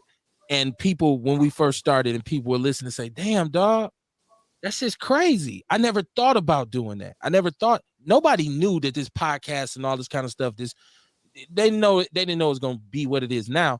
And like Kamar said, I've had some of the people who looked at me a little strange at first call me and say, hey man, I'm about to start a podcast, or I'm about to get on a podcast, or I'm about to, you know, my guy what should I do? What should I get? Right. You know, Right. and you know, I don't be like, oh motherfucker, you thought I was crazy. Because I didn't go crazy with this shit. I wasn't standing on the corner with a speaker saying it's Outlaw Radio. I was methodical about how I did it, right? And the way we do it has actually changed and evolved with the time, so people can see now there was some validity to what I said I wanted to do. And by you seeing now YouTube, I watch more YouTube than I watch regular TV. So Me the too. podcasting, the all of this vlogging, the content creators, it's the best thing going right now. Yeah. So, but when I first said that I was going to do it, a lot of people was like, what? Okay, now explain this to me again. Like, what you talk about? So when people, there's nothing wrong with being a free thinker. There's nothing wrong with going against the grain. As a matter of fact, I think in order to find out who you really are, you have to go against the grain in some regard, because people will place labels on you. So those are that's the first grain you got to go against. He's from this neighborhood. He can't do that. He's with this group of individuals. He can't do that. He's of this race. He can't do that. Just the belief in self. That's the first step you take against going against the grain, because people are going to tell you everything that's wrong with you before they tell you what's right with you. So you'll get 100 disses before you get a compliment. And you got to say, I'm shutting that shit out. When I'm talking about the filter, I'm shutting that shit out. I ain't okay. I hear you. Yeah, man, that shit don't make no sense, man. Don't do that shit. Don't do that. Don't do that. Now, just through the experiences that I've had from doing this, right now will let me say, no, I'm glad I did it. I'm glad I didn't listen to motherfuckers who say, because I done talked and spoke with people who I would never had contact with, right? I've had relationships with people that I would have never had contact with. I've spoken to some celebrities who I never thought I'd be able to interview some of them cats. But so I got the experience. I wish I could say the money I've made, but I ain't there yet. It's coming. Just keep on doing what you do. I'm saying we made a little bit, but it ain't, it's coming. I can't go into work and be like, kiss my ass, right? Like, I'm waiting for that check. I'm waiting for these books to get me there, but until they do, it's coming. Walk in there, coming. Look at my supervisor and say, you done fucked up, don't you? Right. What I do? No, but I'm just saying. So don't be when you come up with something that might be unique or something that's against the grain of what your immediate circle is saying. Don't be immediately discouraged because people say, nah, don't do that. That won't work. You can't do that. They won't let us do that. That's what I try to tell people about reparations. If we just eliminate we'll never get that, or they ain't gonna let us have that. Just that mentality itself, as long as that exists, we're not gonna ever get it. Because we need to be a united front demanding the shit. If you said, man, well, them white folks ain't gonna let us do it. Well, they paid the Jews, they paid Native Americans, They paid Asian people. So what's different? I think we can document the egregious acts that have been perpetrated In the against us. meanwhile, we can pay each other. Exactly. Well, that's what starts us getting on the same page if we was to support each other. And I say, you know what? We do deserve some reparations because I've been supporting all black businesses and I'm starting to see the benefit of it. Some kind of stimulation to our economic abilities would sure enough help us, right? So, but that's against the grain thinking. Like we were talking about slavery being a choice, which I disagree with. Y'all kind of understood what Kanye was saying. And I do understand that slave who said, hey man, this is some bullshit. Man, this ain't living, which I'm sure most of them said. But the one who said, I'm gonna make a break for it. He's going against the grain. He's going against the grain.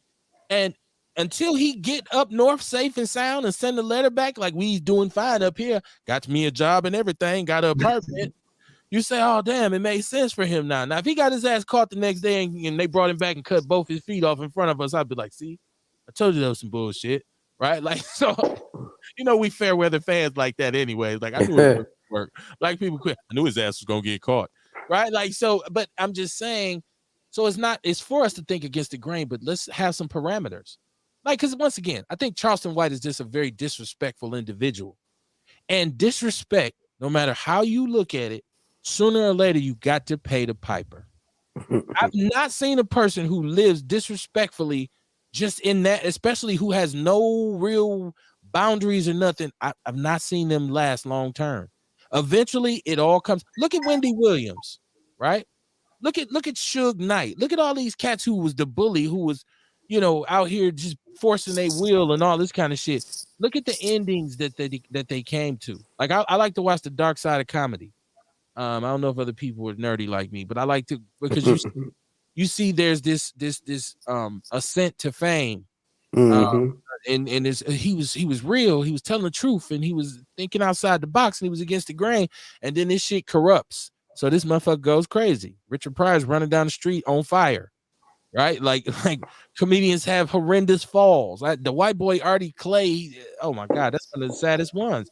You see this dude, he done blew his nose up trying to snort meth through a glass bottle. It's the stories are ridiculous, man. So I think if we tell somebody it's okay, just have some limits, have some parameters, respect people. Disrespect ain't never the way to go. I don't give a fuck if you think I was just keeping it real. Somebody done whooped your ass for just keeping it real. Hey, kid, that's that that's that thing. Like you can say what you want to say. You know what I mean? You got the right, but you got to deal with whatever come back. You know what I mean? And like in that case, you know what I mean? In his sense, he doing it. He know he getting money for acting like that. You know what I'm saying? But the trade-off for it, is it really worth it? Right. Vince said I need an SSI check too. I do, man. I've been telling them that shit for years and nobody believes it. I say all the time on the show, I got serious issues. My shit ain't nowhere near correct, but I'm open and honest about it. So that makes it a little bit more salvageable. But no, I guess the whole point of this show is that we as a people should be able to, because remember, this coincides, we did a show called Blacklash last week, in which we talked about, now, do you have backlash from the masses or do you have backlash from the people? There's a difference, right? Because I still buy your record if you got some backlash from the people, but I'm not buying your shit if it's backlash from our people. Because when we say you wrong, you wrong. You ain't out of order until we say as a people collectively, yeah, you wrong, man. You on some bullshit. Because white people going to try to make us, they're going to try to pick and choose our leaders for us anyway. Like, no, he's not a good guy. He's not one of the good ones. He's not an affable Negro, right?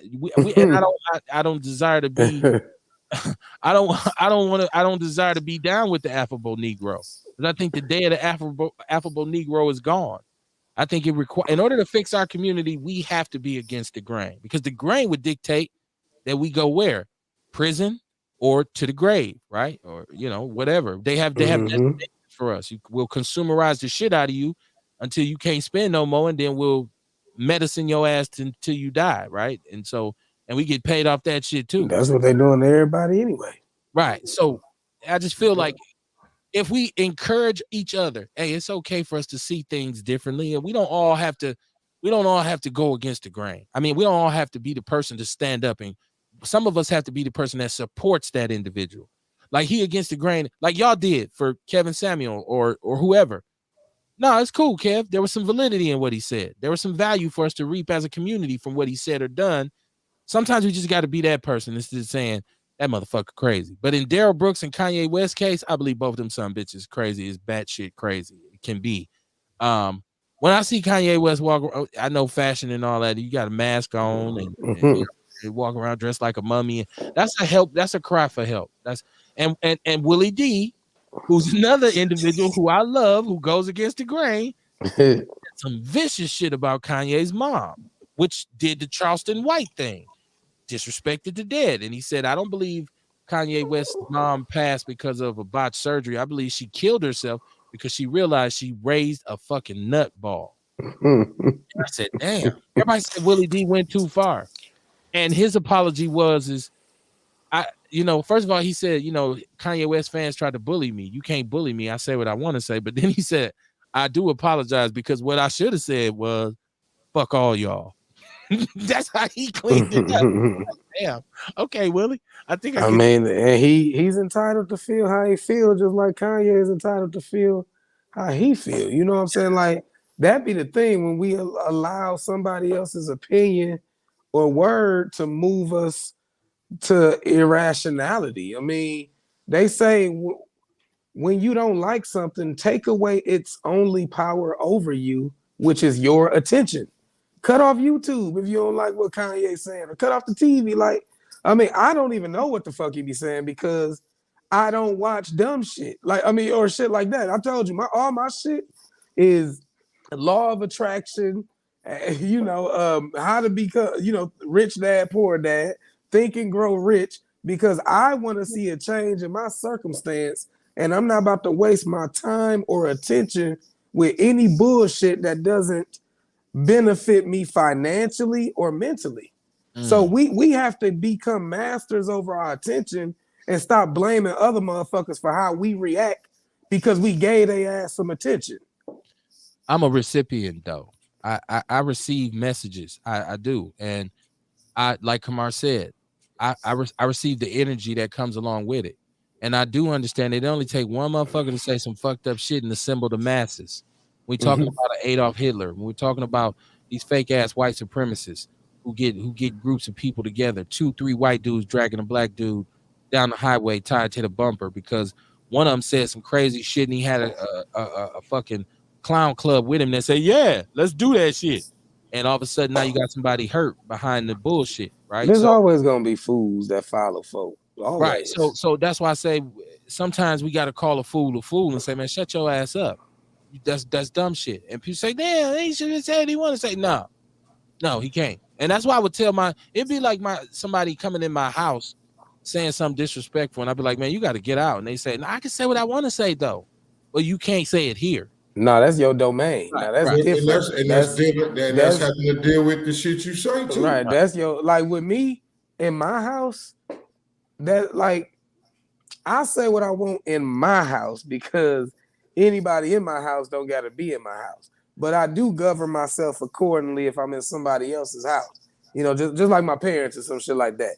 Me and my father don't agree with a lot of shit. I remember he told me I was going to hell the other day. Like, Darrell, you going to hell, man? And I don't want to see you go. Because he was bringing up, we was talking about faith or something. And he was like, Joseph had to have faith when the angel told him that his wife was going to have a kid. I said, how that sound, Daddy? I said, the angel came to you and said, hey, my master about to fuck your bitch, but don't worry about it because the child they have is going to be anointed and a deliverer of the whole world. He's like, oh my God, you going to hell. I said, no, you just got to stop looking at this shit as I can't question it or think about it analytically because it's the holy word of God. When you look at some of that shit with your right mind instead of being brainwashed because it's the Bible, you'd be like, damn, he wanted them in the garden naked and working. That motherfucker was Nino Brown. You know what I'm saying? Like, I have to agree with your daddy. I like duck, it's lightning coming, right? I mean, and then and me, I'm one of them people. I mean, shit. And if I'm gone, I'm gone. Like, I'm not one of them people. I don't disrespect anybody else's deceased, but don't get ass hurt if I'm gone and somebody speak on me because either one, I'm in a place having such a good time, I don't give a fuck what a motherfucker is saying about me while I'm gone. Or two, I'm in a place that's so terrible. What this motherfucker saying about me on earth is the least of my worries. So that's how I look at shit. That's cool. That's cool. But I want to extend this even further because we talked about Gallagher tonight, and I said, well, you can't say whatever you want to in my house. It's certain shit you can't say to me no matter where I'm at. I'm not dealing with it. I'm not. Now, don't get me wrong. That don't mean I'm gonna whoop your ass. I'm gonna walk away. I'm gonna just remove yourself from the and that's myself. But if you are understandable. If you are persistent and you decide to pursue me after I've given you my disclaimer, then it can escalate. Right? Then they're violating your space. You removed from the space. They're entering in your space. This is what I used to tell him when I was a youngster in school. And other brothers who say, damn, kid, why you be tripping with dude, man? He cool. I would say, you got to understand it. You cool with that shit. I'm not. And that's what I tell him. You can joke around with him like that. You can't joke around with me like that. I wasn't raised like that. I wasn't cut like that. I was raised to let these motherfuckers know off top when they out of pocket. Because my mother would always tell me, hey, you shut that motherfucking cracker down. Don't let the motherfuckers play with you. You go until you can go. When you get to the line, you stop and you get back because you come get me, then I'll cross the motherfucker for you. Right? Until you get to be a grown man. But you don't tolerate no unsolicited banging on no solitary barns, right?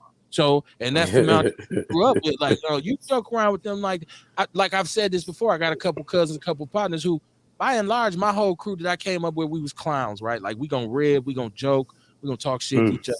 I had a couple partners who said to you off top, hey, man, I don't be with that ribbing and shit, man. Hey, man, go on with that shit, man. I don't do that. I got a cousin right now who say, hey, man, hold on, cuz. You don't get down like that.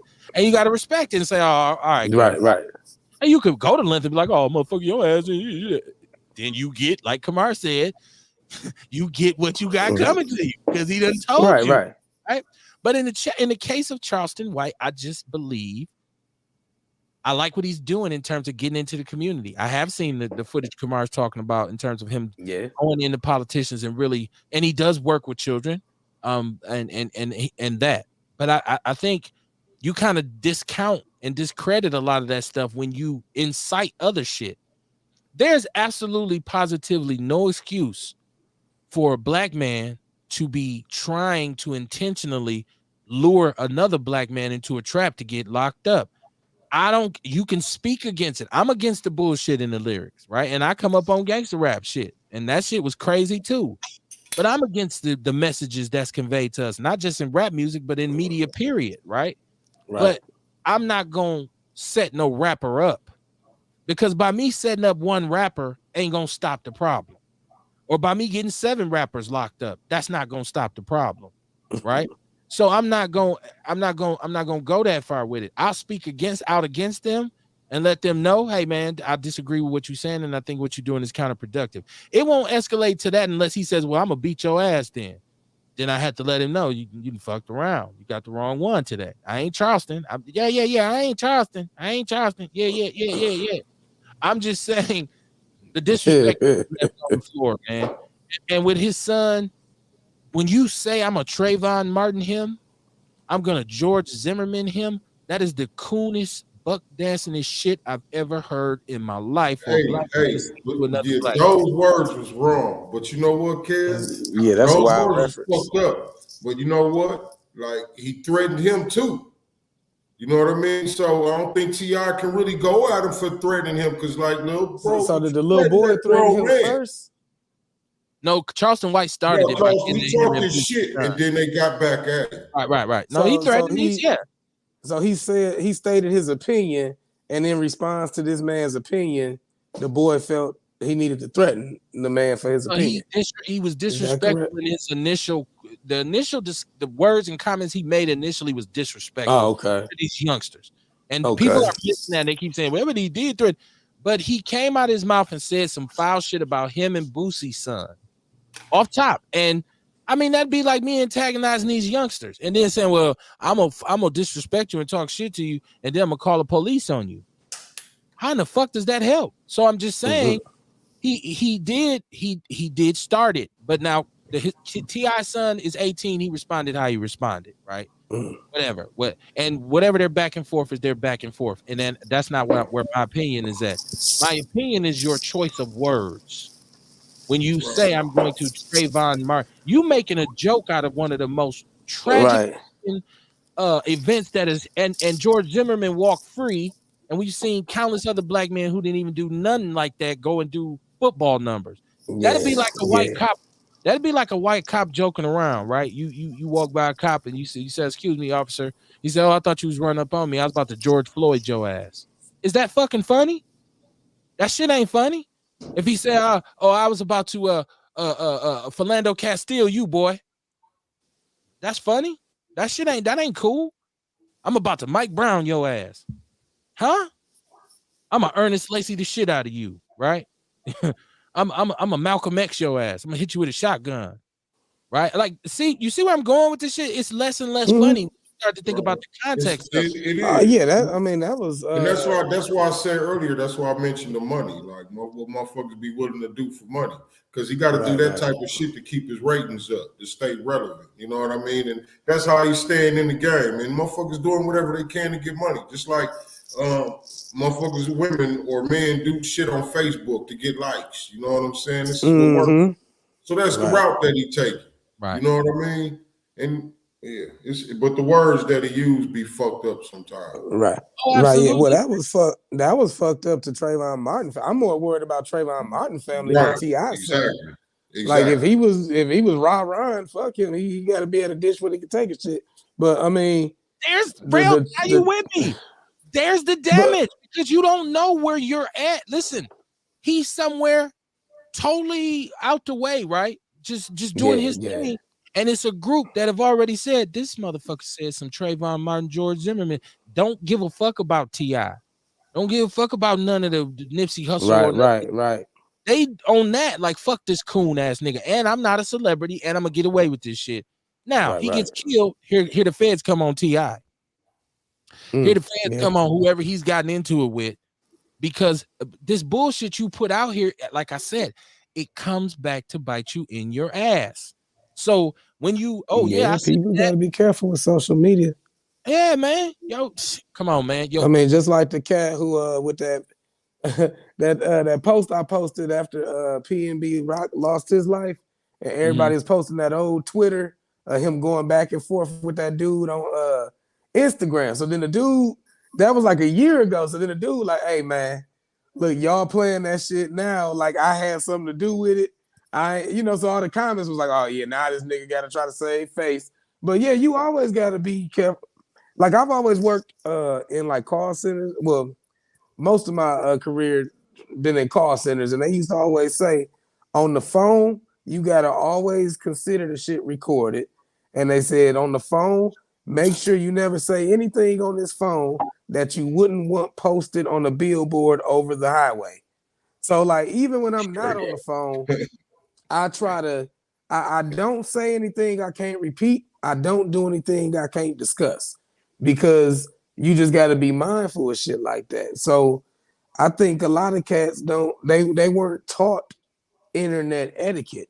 Like you got people taking, pictures with guns and shit. And I mean, they should be able to, but on the flip side of that, when it's us, as soon as we get into a fender bender or something, first thing motherfuckers gonna do in court is pull up old profile pictures of you hold this shit. Right. I'm not saying it's right, but you gotta be it's a hell of an indicator.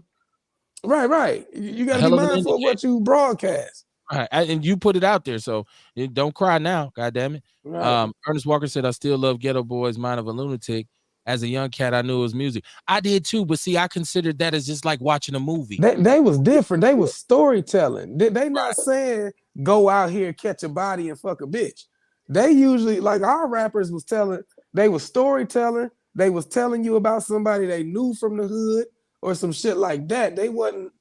And it was usually a message. It was usually a message in the song too.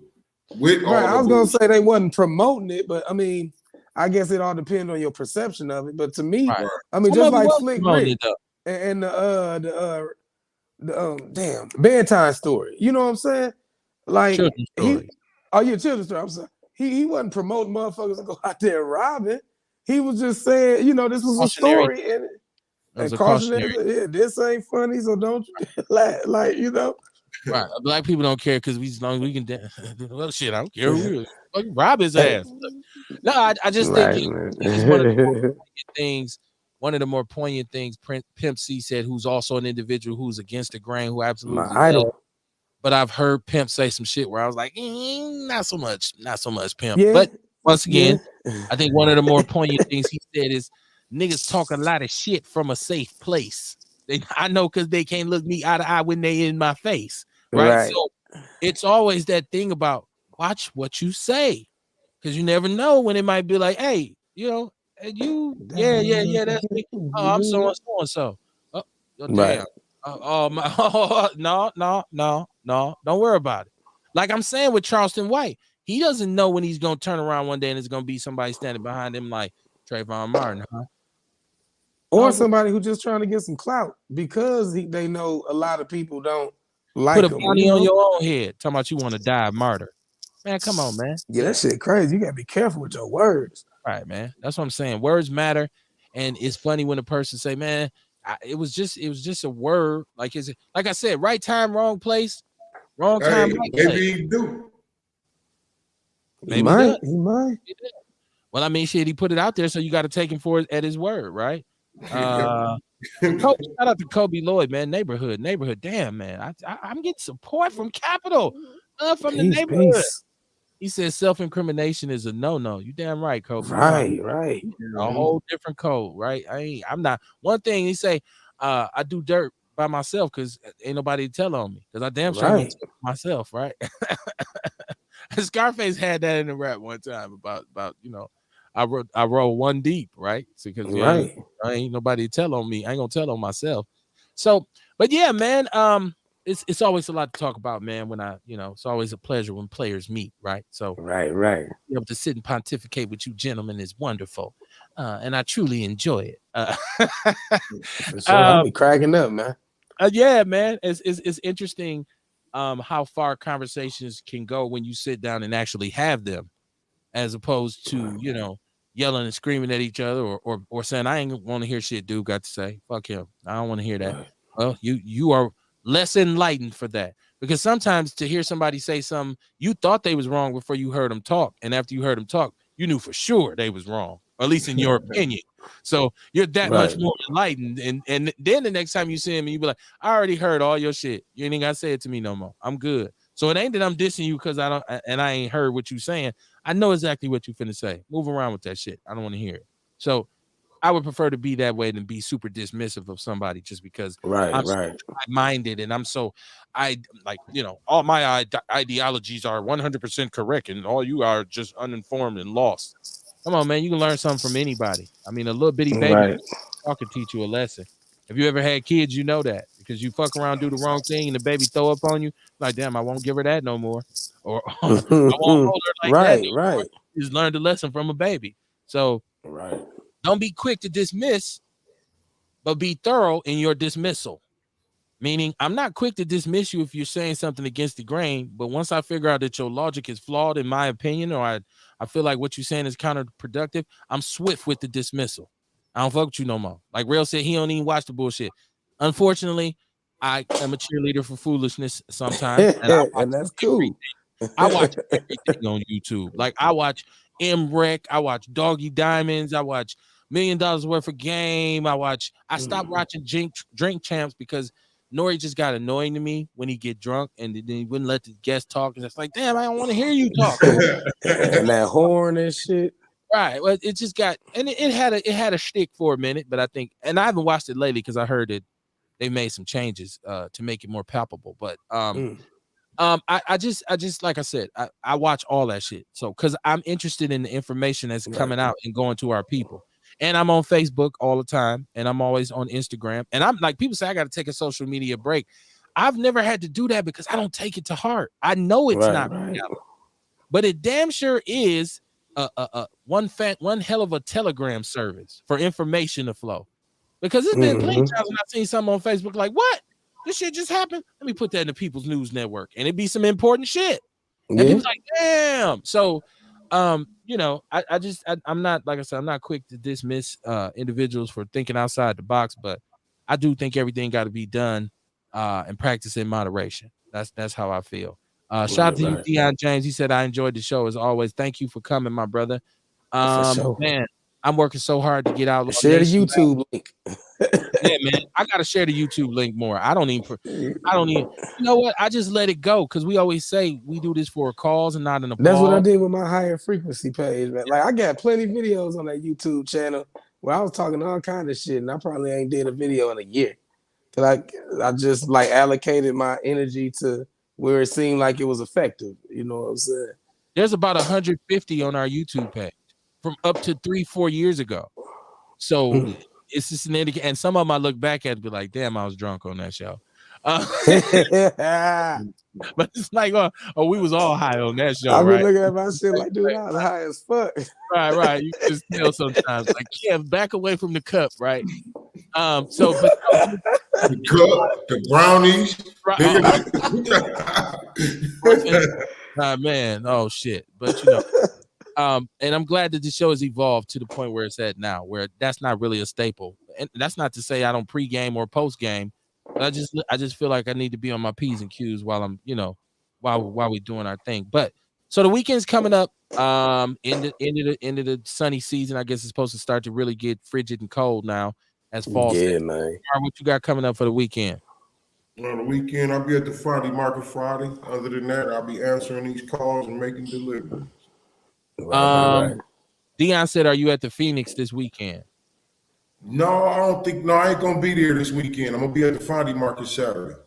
Okay. You know, I done fucked around and got a following down there, man, and it'd be hard for me. Hey, that's dope. To be there for them. You know what I'm saying? It's gonna be some good stuff to black out at the Sherman Phoenix this weekend.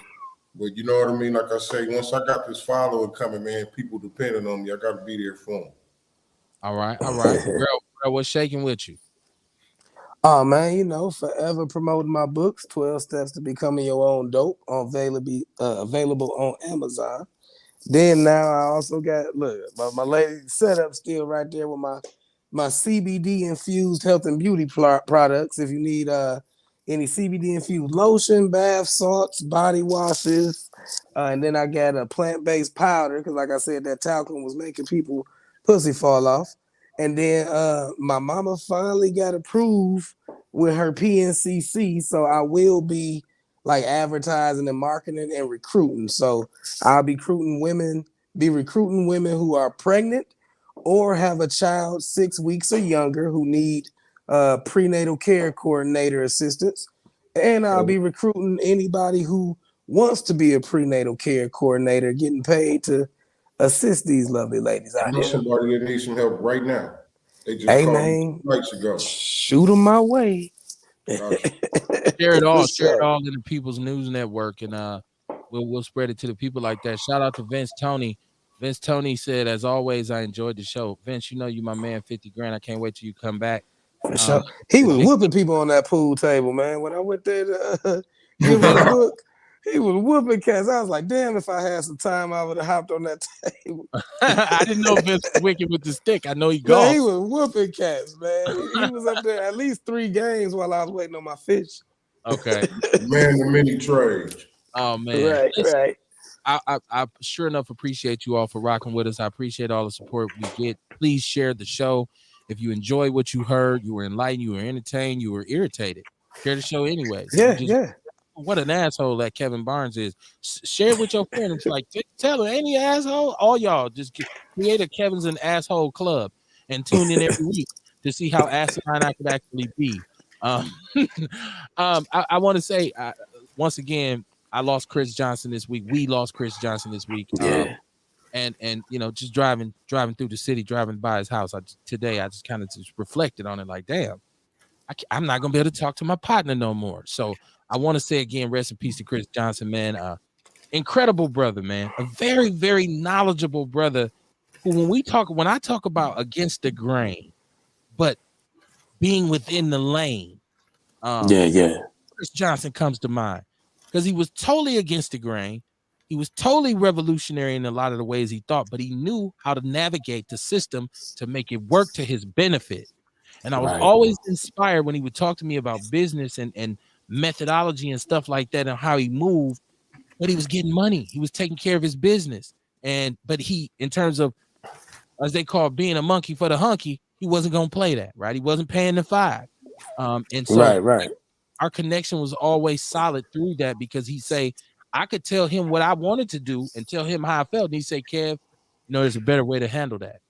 This is what you probably should think about. And by the end of that conversation, I'd be like, you know what, Chris, you're right. I'm about to do that shit, cuz. So, man, I'm going to miss Chris Johnson, not just for his inside information that he used to provide me with, but I'm just gonna miss him because he was a good brother, man. And I actually, to think about being against the grain and this whole ideology of that is inspired by Chris. And so I can't say it enough. You'll probably hear me say it for probably a while now. Just rest in peace, Chris Johnson, man. That was my guy. I think you have to understand what the point of this all is, and this is that I want my people to understand that it's okay if you having feelings like some ain't right. It's okay for you to feel that way, because in a lot of cases, the way shit is in our country for our people, it's not right. A lot of the paths that they try to push us down are not the path that we should be pursuing. A lot of the thought processes that we engage in are faulty and they're counterproductive. And if you get to the point where you say, wait a minute, some ain't right here, that's okay. And if you tell somebody about it and they say, man, you crazy in a motherfucker, that's okay too. I don't want you to be discouraged by it, but I do want you to recognize when it's becoming too much for you to handle. Because sometimes you might have that enlightened perspective, and you might just need to share it with people because it's strength in numbers, as opposed to trying to be the end all be all for whatever it is that you are looking at and believing in. It's okay to share the low, right? So I think we have to create what we call group intelligence, right? We have to be we buy smartphones, smart this, smart that, but we don't invest in being a smart people, right? So that's something that we have to get involved in. We change our browsers, we update our computers, we update our phones, but we don't update our frame of mind. We don't update the way we look at our perspectives. We never say, damn, am I still on the up-to-date operating system? Nah, bruh. You still with a green screen Apple IIc. And you need to do some fiber optic communication, man. And that's all I'm saying, man. And I think if more of us thought about what's for us and what ain't, and we went more towards what's for us and left the things that ain't for us behind, we'd be in a better place. I'm not trying to preach. I'm just trying to get you to at least think about it. I like when Rail said, you may agree with me, or you may think I'm lying. I think it was Rail who said that, or maybe it was somebody was watching on YouTube that said you might disagree with what I'm saying, and you might not like me, but at least take the time to research what I said before you dismiss me, man. Once again, share the show, man. Outlaw Radio, Kevin Barnes, Relly Jai on Facebook. Y'all know the Ghetto Witch Doctor, Mark Carter, man. Always have a great time with you brothers, man. So I will see y'all next Monday, man. And if you out there, you got a business or something you want to promote, I mean this from my heart. Get in touch with us. Get in touch with Rail. Get in touch with Kamar. Say, man, I want to come on the show and promote this. I want to come on the show and talk about this. We'll make it happen, man. We're going to make it happen. And then, like, sometimes you get to wondering, like, where's this going to end at, right? And in terms of our position in this country. They say, damn, where's this headed to? How's this going to end with Black people in America? Are they eventually going to put us back into slavery, or in a different form, right? And put us in camps and marginalize us? Because right now I don't see us responding to certain stimuli in the way that we should. So it turns into a situation where somebody will call me on the phone and be like, Kevin, I was thinking about this. And I'll be like, what was you thinking about? And they'll say, a lot of times my criticism of the community outweighs my contribution to it. What does that make me? And I immediately answer, it makes you a coon. You should be listening to our show. Peace and love, man. Stuck that one on y'all ass. Y'all didn't see that. Right. I was waiting for it.